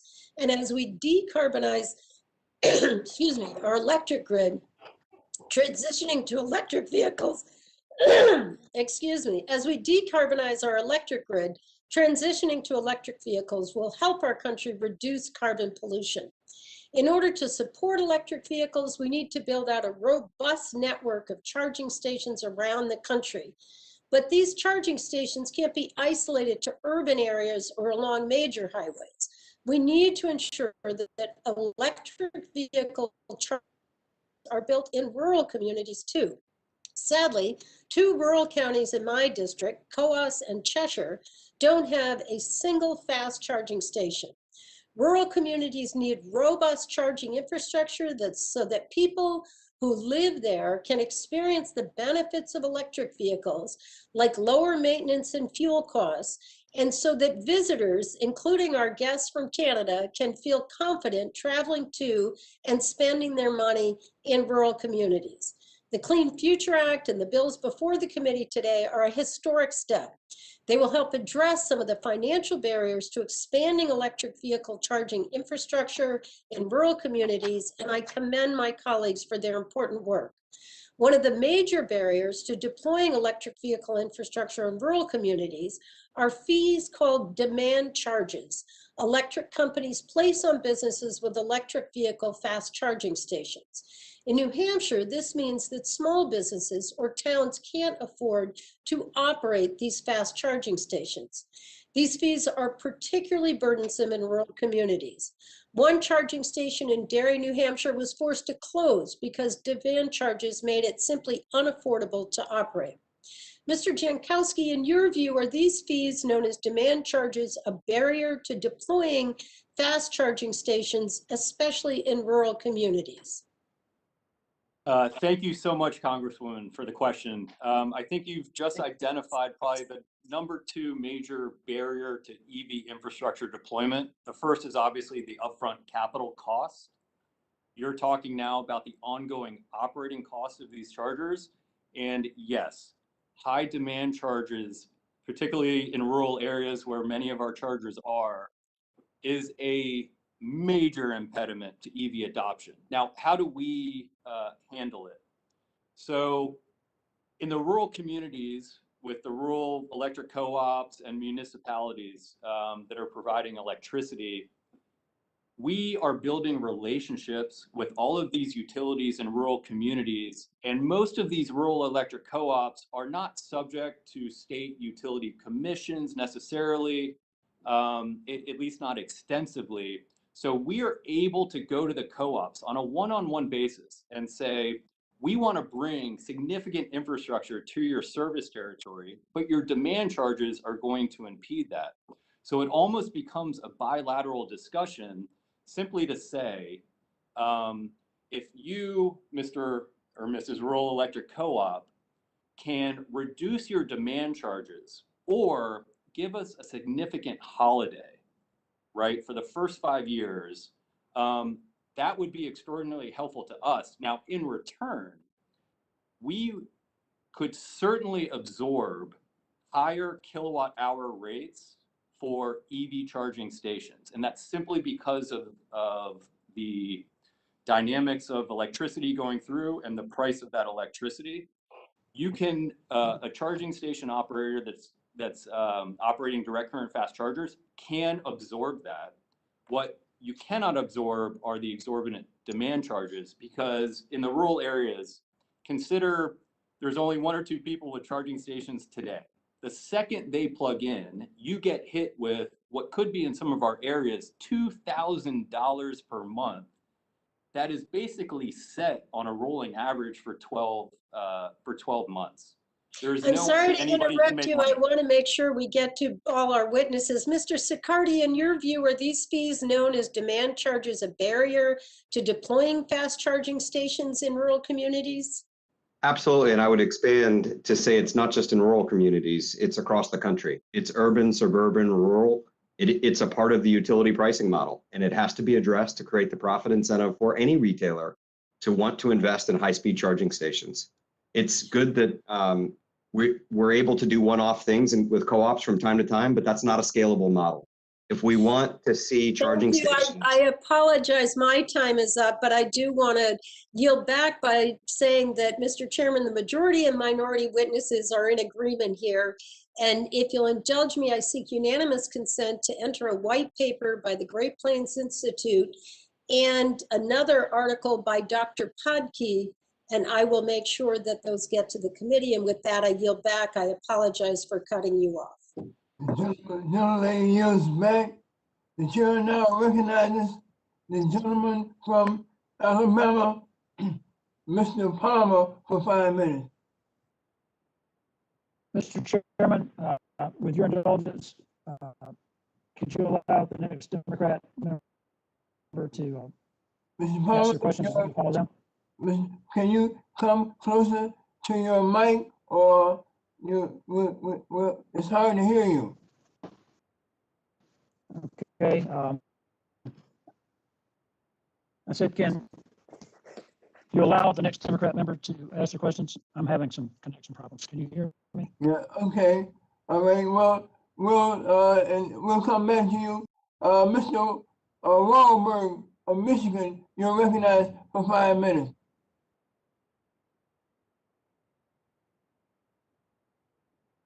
All right, Mr. Mushan of Indiana, you're recognized for 5 minutes. All right, we'll go back to Mr. Palmer. Are you prepared, Mr. Palmer? No. No, sir, I'm not. I'm trying to get this. Okay, well, we'll go back to the Democratic side. Ms. Berrigan, you're recognized for 5 minutes. Thank you, Chair Rush, for holding this important hearing on how we reduce and eventually eliminate emissions from the transportation sector. This is critical for our climate and for bringing cleaner air to my district. The transportation sector is the largest source of greenhouse gas emissions and a major source of ozone emissions and particulate matter. My district in Los Angeles County is not in compliance with the EPA air quality standards for ozone emissions and particulate matter, which leads to higher rates of cancer and respiratory illnesses. This also made us more vulnerable to COVID-19 and COVID-19 deaths. A priority of our electric vehicle policies has to be expanding access to communities of color and low-income residents who are most impacted by air pollution. Mr. Britton, we need to think creatively on how electric vehicles access can work for people who often struggle to afford a car.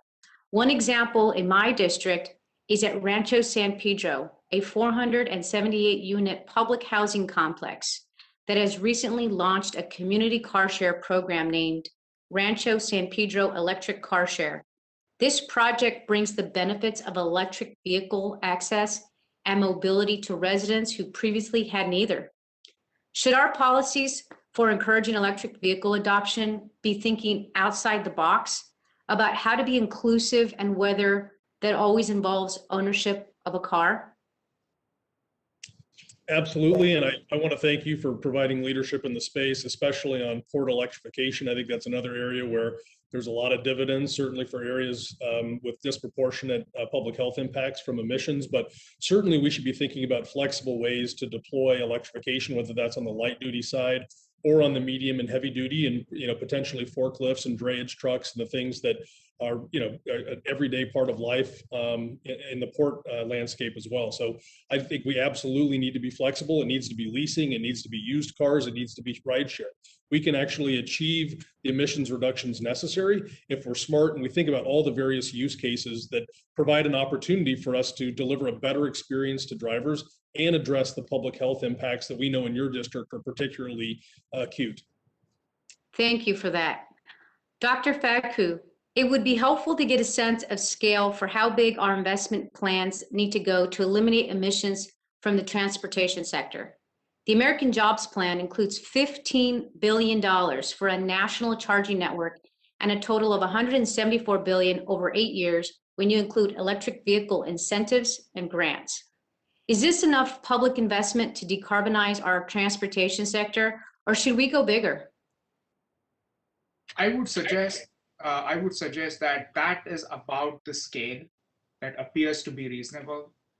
Just in comparison, the annual utility sector revenues are about $400 billion, and if you look at auto sector revenues are about $800 billion. So yes, these numbers look large, but in comparison of the saving estimates that we have, they are pretty modest. I would say that these incentives need to be matched by clear goals of electrification or zero emission vehicles. That in fact, in addition, could go a long way in terms of providing the investment certainty to automakers and to utilities to make those investments. So establishing a clear goal of when we should be reaching all vehicle sales to be zero emission, a technology neutral goal will also be critical in complementary to these investments. And that's the way to go bigger, I think.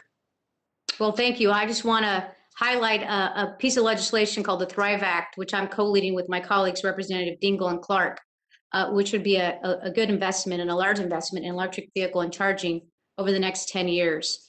Mr. Britton, electric truck adoption in the goods movement system is an important part of reducing emissions in the transportation sector. Many trucks bringing cargo from ports are bringing the cargo to rail yards or warehouses well within the range of battery. Do you agree that investing in purchasing electric drayage trucks at ports could help to accelerate the adoption of heavy-duty electric trucks? Yeah, and there's two important points here. One is that we have really sophisticated buyers in the medium and heavy duty space, so they can see through and have a line of sight on the net present value savings that are to be accrued. The other thing that I think is really exciting about that use case is you think about induction charging, the kind of charging that while in operation and use can also be charging the vehicle, to have continuous and unlimited charge for those use cases. So there's a lot of innovation to be had in that space.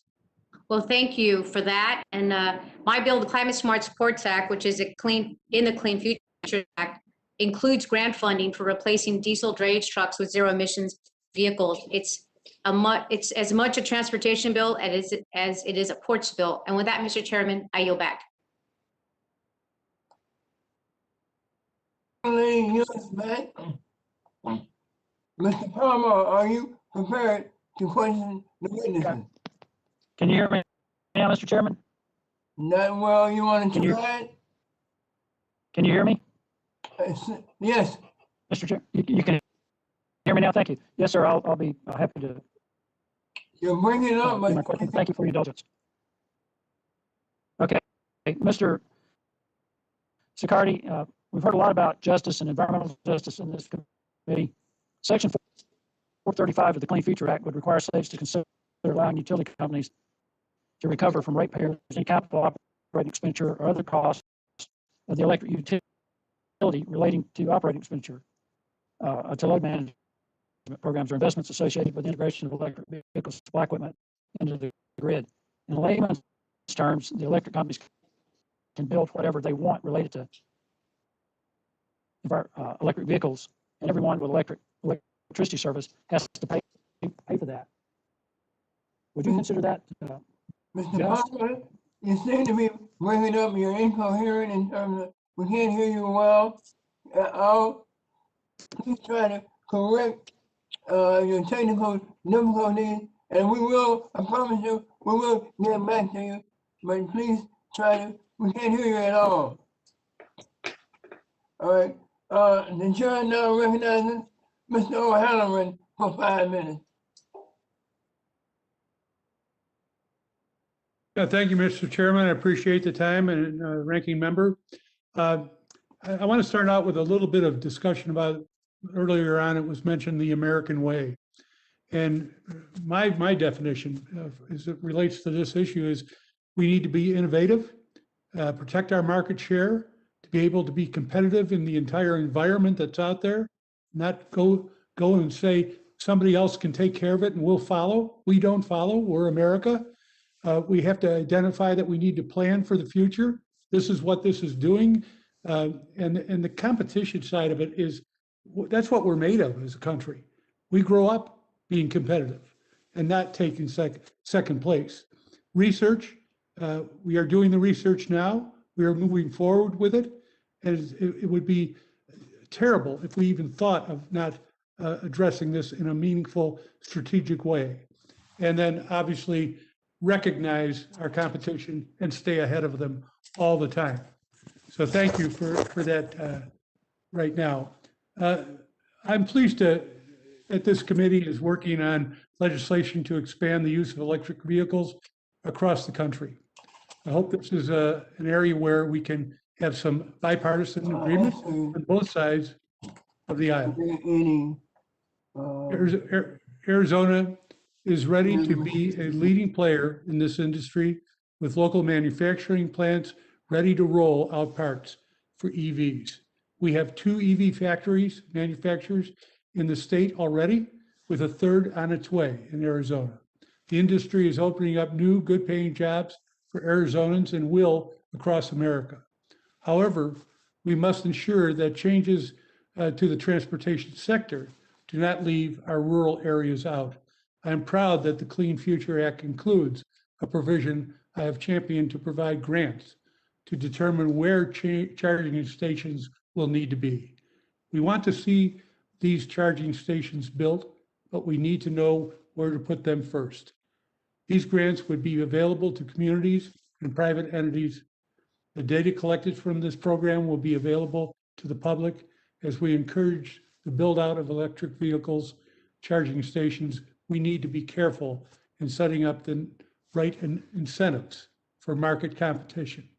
We also need to make sure our electric grid can handle the increased demand that comes for more EVs and have it much more reliable than it is today. Mr. Jankowski, can you tell us what successes you've seen in getting private capital to build chargers in rural communities? Thank you so much, Congressman, for the question. So, you know, Oklahoma and the network in Oklahoma was built really through a public-private partnership with the state of Oklahoma. And it was through various funding mechanisms. One was a state tax credit, also Volkswagen funds that were available for DCFC in our communities. The success, though, is not necessarily here yet, because there are not many EVs in our rural communities. However, we do have a number of success stories, and just one very quickly. In a community called Okmulgee in Oklahoma, we put in several fast chargers, and we started noticing utilization on those chargers going up rapidly. In fact, it was probably our best charger in our entire network. And the reason for that is some very enterprising entrepreneur decided to create a rideshare program using electric vehicles. And he uses our charging stations for his business. As a result, his operating costs to run his business have come down so significantly, because fuel is a major component of these rideshare costs. With electricity, the cost of that business has gone down so significantly that he's added more cars and more employees. We think that's going to happen everywhere, not just rideshare, but we're going to see economies of scale and new businesses across the entire value chain created because you have that public infrastructure now, and you've now given permission to people in those communities to buy cars. Thank you very much. Mr. Chairman, I have a couple other questions, but I will yield with this final statement. We owe it to the American people to make sure we do not fall behind in manufacturing of this product, in development of these products. And we also need to understand completely that we've lost the solar market and the wind generation market. We cannot lose this market, and I yield. The gentleman yields back. Mr. Palmer, I'm going to ask you once again, are you ready for questioning the witnesses? I'm going to try one more time, Mr. Chairman. Can you hear me? All right. We hear you now. Can you hear me? Yes, quite well. Okay. Well, first of all, okay, thank you. It's ridiculous that we continue to have these virtual hearings when most of us, if not all of us, have been vaccinated. But that said, I'll go back to my questions. Mr. Sicardi, what I was trying to ask earlier was, we've heard a lot about justice and environmental justice and climate justice. Section 435 of the Clean Future Act would require the states to consider allowing utility companies to recover from ratepayers any capital operating expenditure or other costs of the electric utility relating to load management programs or investments associated with the integration of electric vehicle supply equipment into the grid. In layman's terms, the electric companies can build whatever cost they want to related to the electric vehicles, and everyone with electricity service has to pay the bill. Is that just? Would it be just that a single mom that only takes a public bus has to pay for electric vehicle charging stations if she has electricity in her home? Would that be just?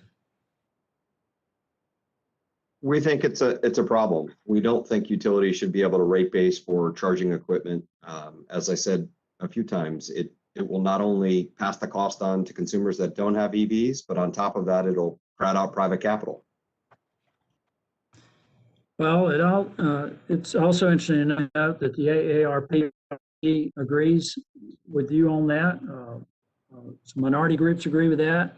I keep trying to bring up the fact that they keep talking about climate justice and environmental justice, but there's also a problem with energy poverty, energy justice, economic justice, and they don't seem to be concerned about that. That energy cost is the most inflationary component of our economy, and it's going to have an enormous negative impact on low-income families, their ability to heat and cool their homes. I raised the example of Pembroke Township in Illinois, a town of 2,100 people. 80% of them are African American. They don't have natural gas. Yet my Democrat colleagues all are opposed to natural gas. They don't want it. Yet the Reverend Jesse Jackson is working to get a natural gas pipeline into Pembroke Township so that those people can stop having to heat their homes with propane or in a lot of cases with wood burning stoves. Would you agree that the Reverend Jackson is doing the right thing to try to address energy injustice and economic injustice by getting a natural gas pipeline into that community? Well, I would say one of the things our industry has focused on since its inception was trying to get the lowest cost energy to consumers. I think consumers deserve that. It helps our economy. That's our focus. The last 3 years have been the lowest inflation adjusted gasoline prices in our history. So I think consumers have options for all sorts of fuel types to get them the lowest cost of energy. So if I understand what you're saying is you don't want a low-income family to pull up your gas pump and have to make a decision on how much gas they can put in their tank because they're deciding between being able to get to and from whatever job they have and putting food on their table or helping pay for their kids' school. You want to keep these prices low because you understand how it impacts individuals up and down the income scale. Is that right? America wins when we have low energy prices for all consumers. And yes, that's our business. Yeah, I'm not against electric vehicles. That I want my colleagues on the committee to understand that. But this bill, like many of the other green initiatives, they take choice away from Americans and they pick winners and losers. And we've seen it with the Keystone XL pipeline. We've seen what's happened to the union pipe workers versus the green activists. And I just don't think we need to have politics involved in the decision making. And we certainly shouldn't be subsidizing millionaires' ability to buy Teslas at the expense of lower income people who are driving used vehicles and not being able to pay their own household bills, living in homes that are colder than they need to be, especially people who are susceptible to respiratory diseases and cardiovascular. I just think that we're once again going down the wrong track with this. And again, I'm not against electric vehicles. I'm for fairness. I'm for justice, particularly for people who are often overlooked when it comes to justice. And I yield back.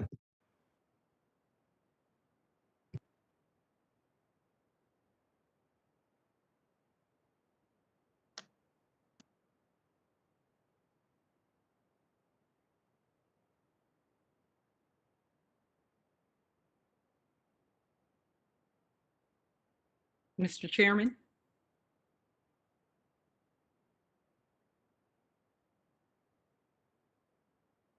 Mr. Chairman, you're on mute. Mr. Chairman, I yield back.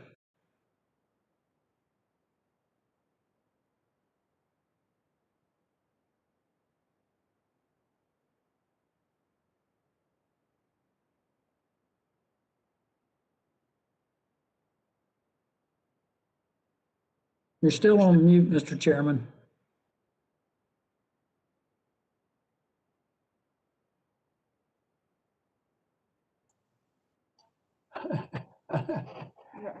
I'm unmuted now, and I guess these technical difficulties are contagious. But I just wanted to just remind the gentleman that we've had hearings on energy justice, and also just to remind the member, I'm very familiar with Pembroke, Illinois, and I don't think that your viewpoints on Pembroke are consistent with what's really happening in Pembroke, Illinois. That said, I now the chair recognizes, I see the gentle lady from the great state of Delaware, the home of 46 has returned. Ms. Blunt Rochester, you're recognized for 5 minutes.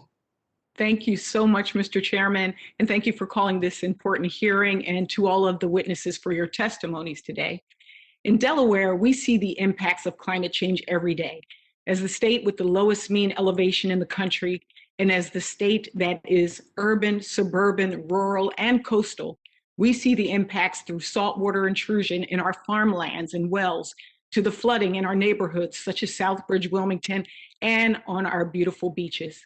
We can overcome these impacts and tackle the climate crisis, but we need to act now, and the transportation sector can play a key role.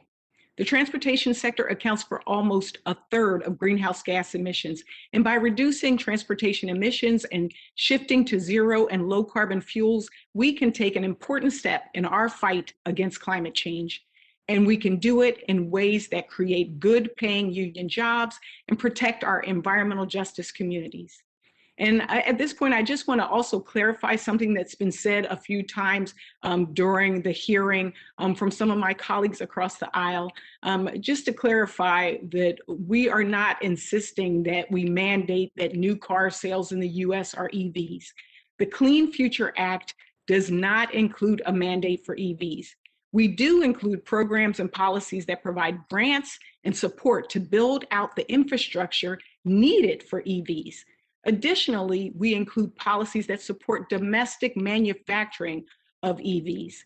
We see growing interest in these cars and vehicles, and we are trying to ensure that drivers have reliable charging options. So my first question is for Mr. Britton.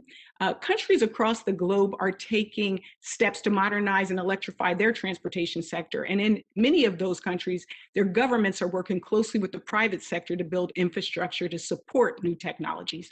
Earlier this year, I reintroduced the Open Back Better Act, which leverages public funding to draw a private investment for energy efficiency and resiliency retrofits in public facilities. How can we take a similar approach in the EV space and use public-private partnerships to build out EV charging stations and support infrastructure and the supporting infrastructure? Well, thank you for the question. I think it is important to note that other economies are racing ahead. And one of the things that we really risk is not only falling behind, but getting caught from behind. And it's something that we've experienced in the automotive sector before. So the opportunities here are multifaceted. We can do something that's great for the consumer. We can do something that addresses climate change. We can invest in domestic manufacturing. We can reduce emissions that harm public health. This is literally a win for everybody across the spectrum. We can also do more for rural communities, the one economic development with critical materials. So everybody should be invested in getting ahead of this. And I think that's where the public-private partnerships really exist. We have folks, and what we represent is 55 separate companies. They're eager to invest. They're eager to work with local communities, with site hosts, with economic development offices across the country to get this right and make it a win for everybody. Excellent. And just to follow up on that, how can these public-private partnerships support good paying union jobs for all Americans? Well, I think that's one of the exciting parts about this is this is a stark contrast. We either invest here and we create these jobs here in America, or we're seeding that economic opportunity elsewhere.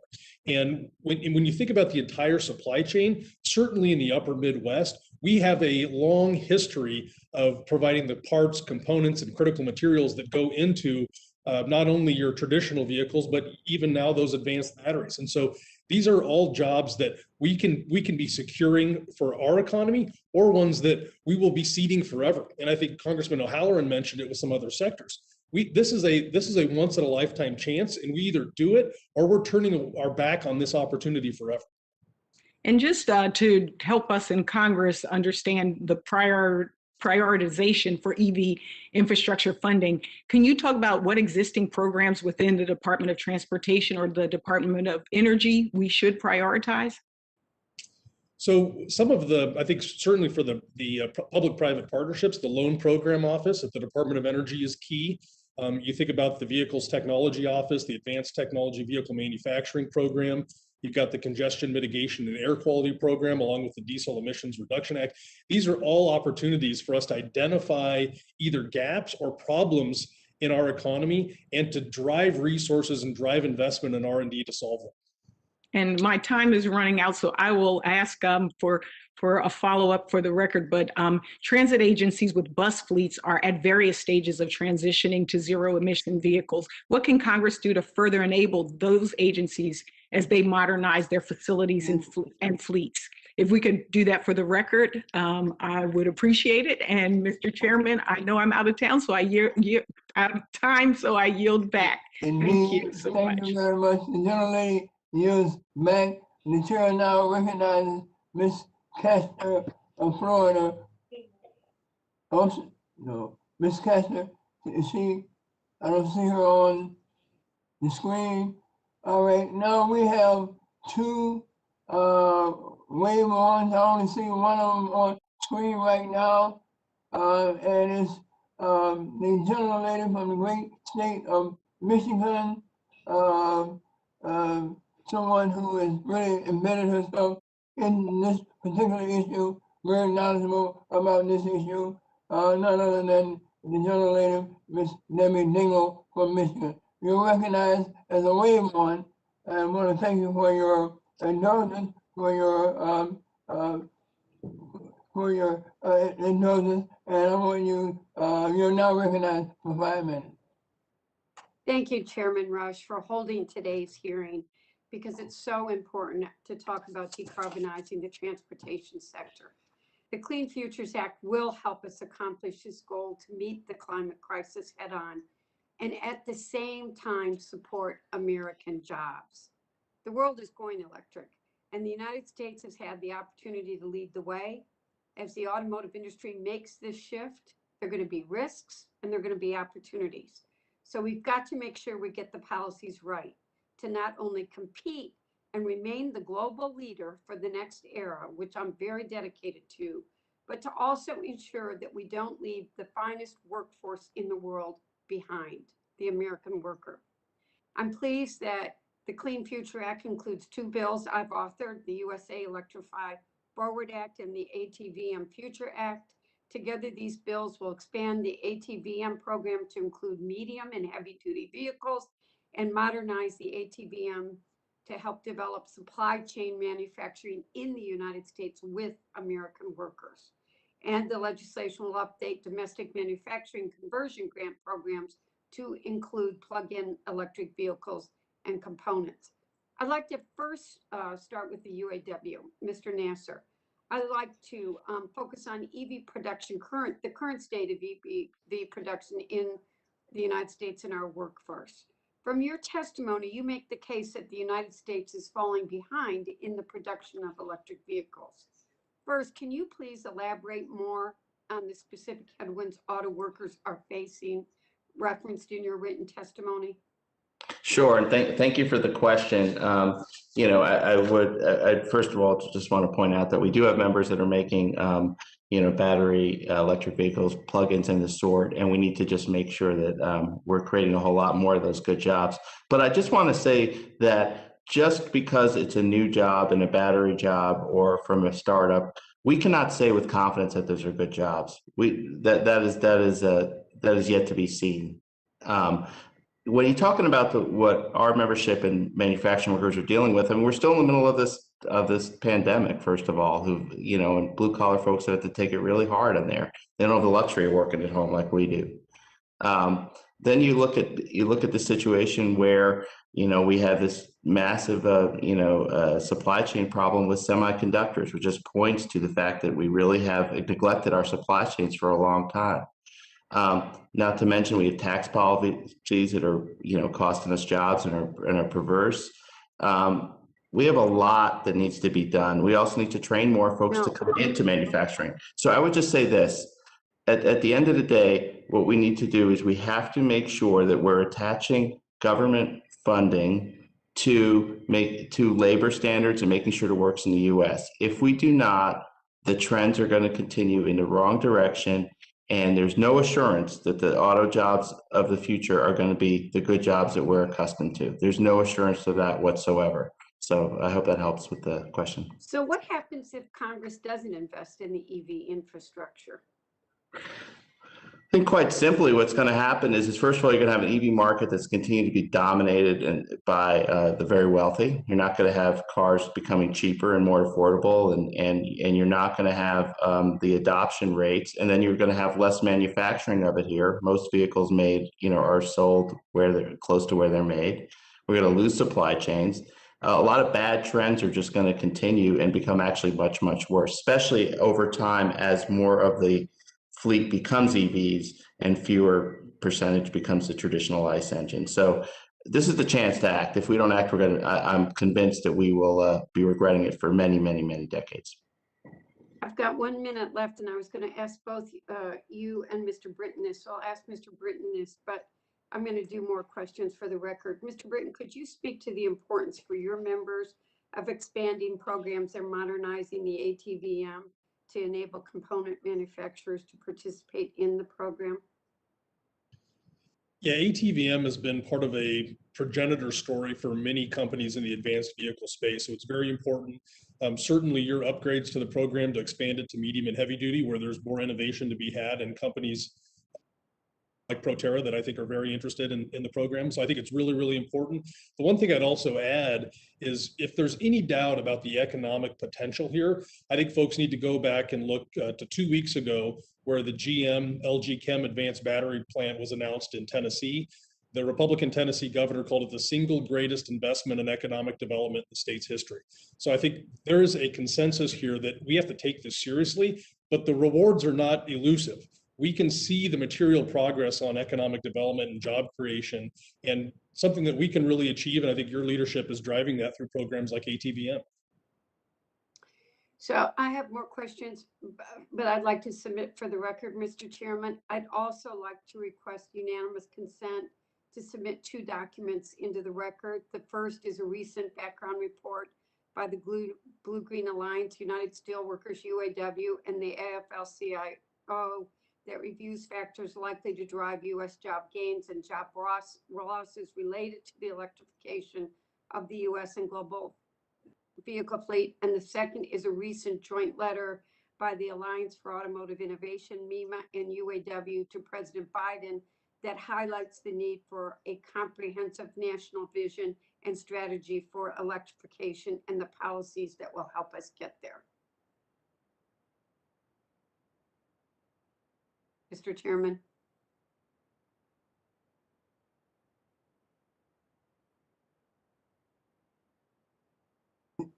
The chair will entertain UC request at the conclusion of the members' questioning. And the chair now recognizes the other wave on to the subcommittee, Ms. Clark of New York, for 5 minutes. Thank you, Mr. Chairman, Chairman Rush, and Ranking Member Upton for convening this important hearing on the future of our transportation sector. And let me also thank our witnesses for your testimony today. I'm very optimistic about the opportunities we have before us to fully electrify our nation's transportation sector. Our colleague, Mr. Butterfield, remarked earlier during his statement and line of questioning that this is about our future. I'd like to add that our future is now. Right now, transportation is not only our nation's largest contributor to the climate crisis. In communities like mine in the district in Brooklyn, it is also a major source of air pollution that contributes to the disproportionate health outcomes we see around asthma, heart disease, and even premature death, which the COVID-19 pandemic has now exacerbated. The transition, okay, let's mute everyone.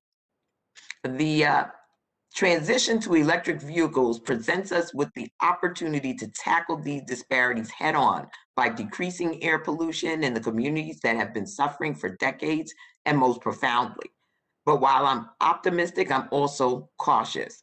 History has shown us very clearly that unless we act with intentionality and purpose, the communities who have most to gain from a clean transportation sector will also be the last to receive the least amount of benefit. And that is exactly why I've introduced HR 1221, the Electric Vehicles for Underserved Communities Act, which I'm happy to see under consideration in this legislative hearing. on day one, my legislation would direct the Department of Energy to commence a nationwide assessment of the EV charging infrastructure in underserved communities in both urban and rural areas. This assessment would specifically gather data about the quantity and location of publicly accessible level 2 charging stations and DC fast charging stations. So for light duty and medium duty electric vehicles. It would also identify current barriers and opportunities to greater and more equitably put out charging deployment. Mr. Britton, how would this major study help companies and communities target their charging build out and clean transportation services towards the areas that need it the most? Thank you, Congresswoman Clark, and we're proud endorsers of the legislation, and thank you for your leadership on it. One of the important things about queuing or sequencing charging infrastructure build out is that it paves the way for adoption of the vehicles. And obviously adoption of the vehicles leads to emissions reductions and public health gains. And so the most important thing I think we can do, it's kind of a twofold step. One is that your bill is shining a light on not only the need, but also the impediments and how we can knock down those barriers. But two are the incentives, whether those be tax credits or rebates, in order for us to actually deploy the infrastructure and make this a reality. Mr. Jankowski, the same question to you. What do you see as the benefits to underserved communities of this nation-wide assessment? Oh, Congresswoman Clark, thank you. Again, we are very much with Mr. Britton in support 1221. We think a competitive grant process is going to entice private capital to come into underserved communities, whether it's rural or urban communities, and build out this infrastructure.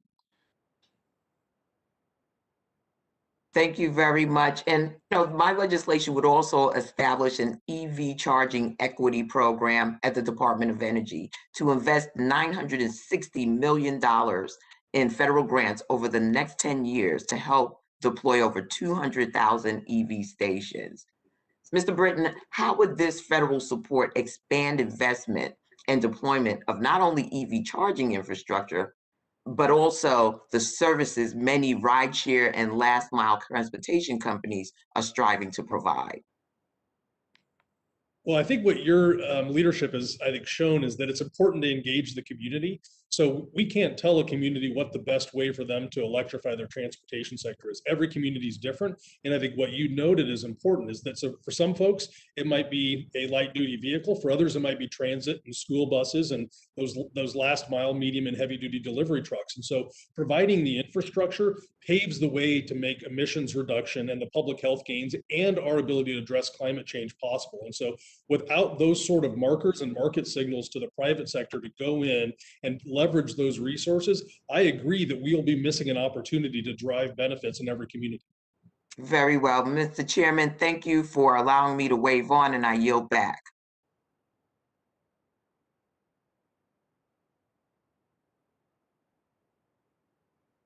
Don't forget to unmute, Mr. Chairman. Mr. Chairman, you need to unmute. We hear you now. All right. That concludes the witness questions.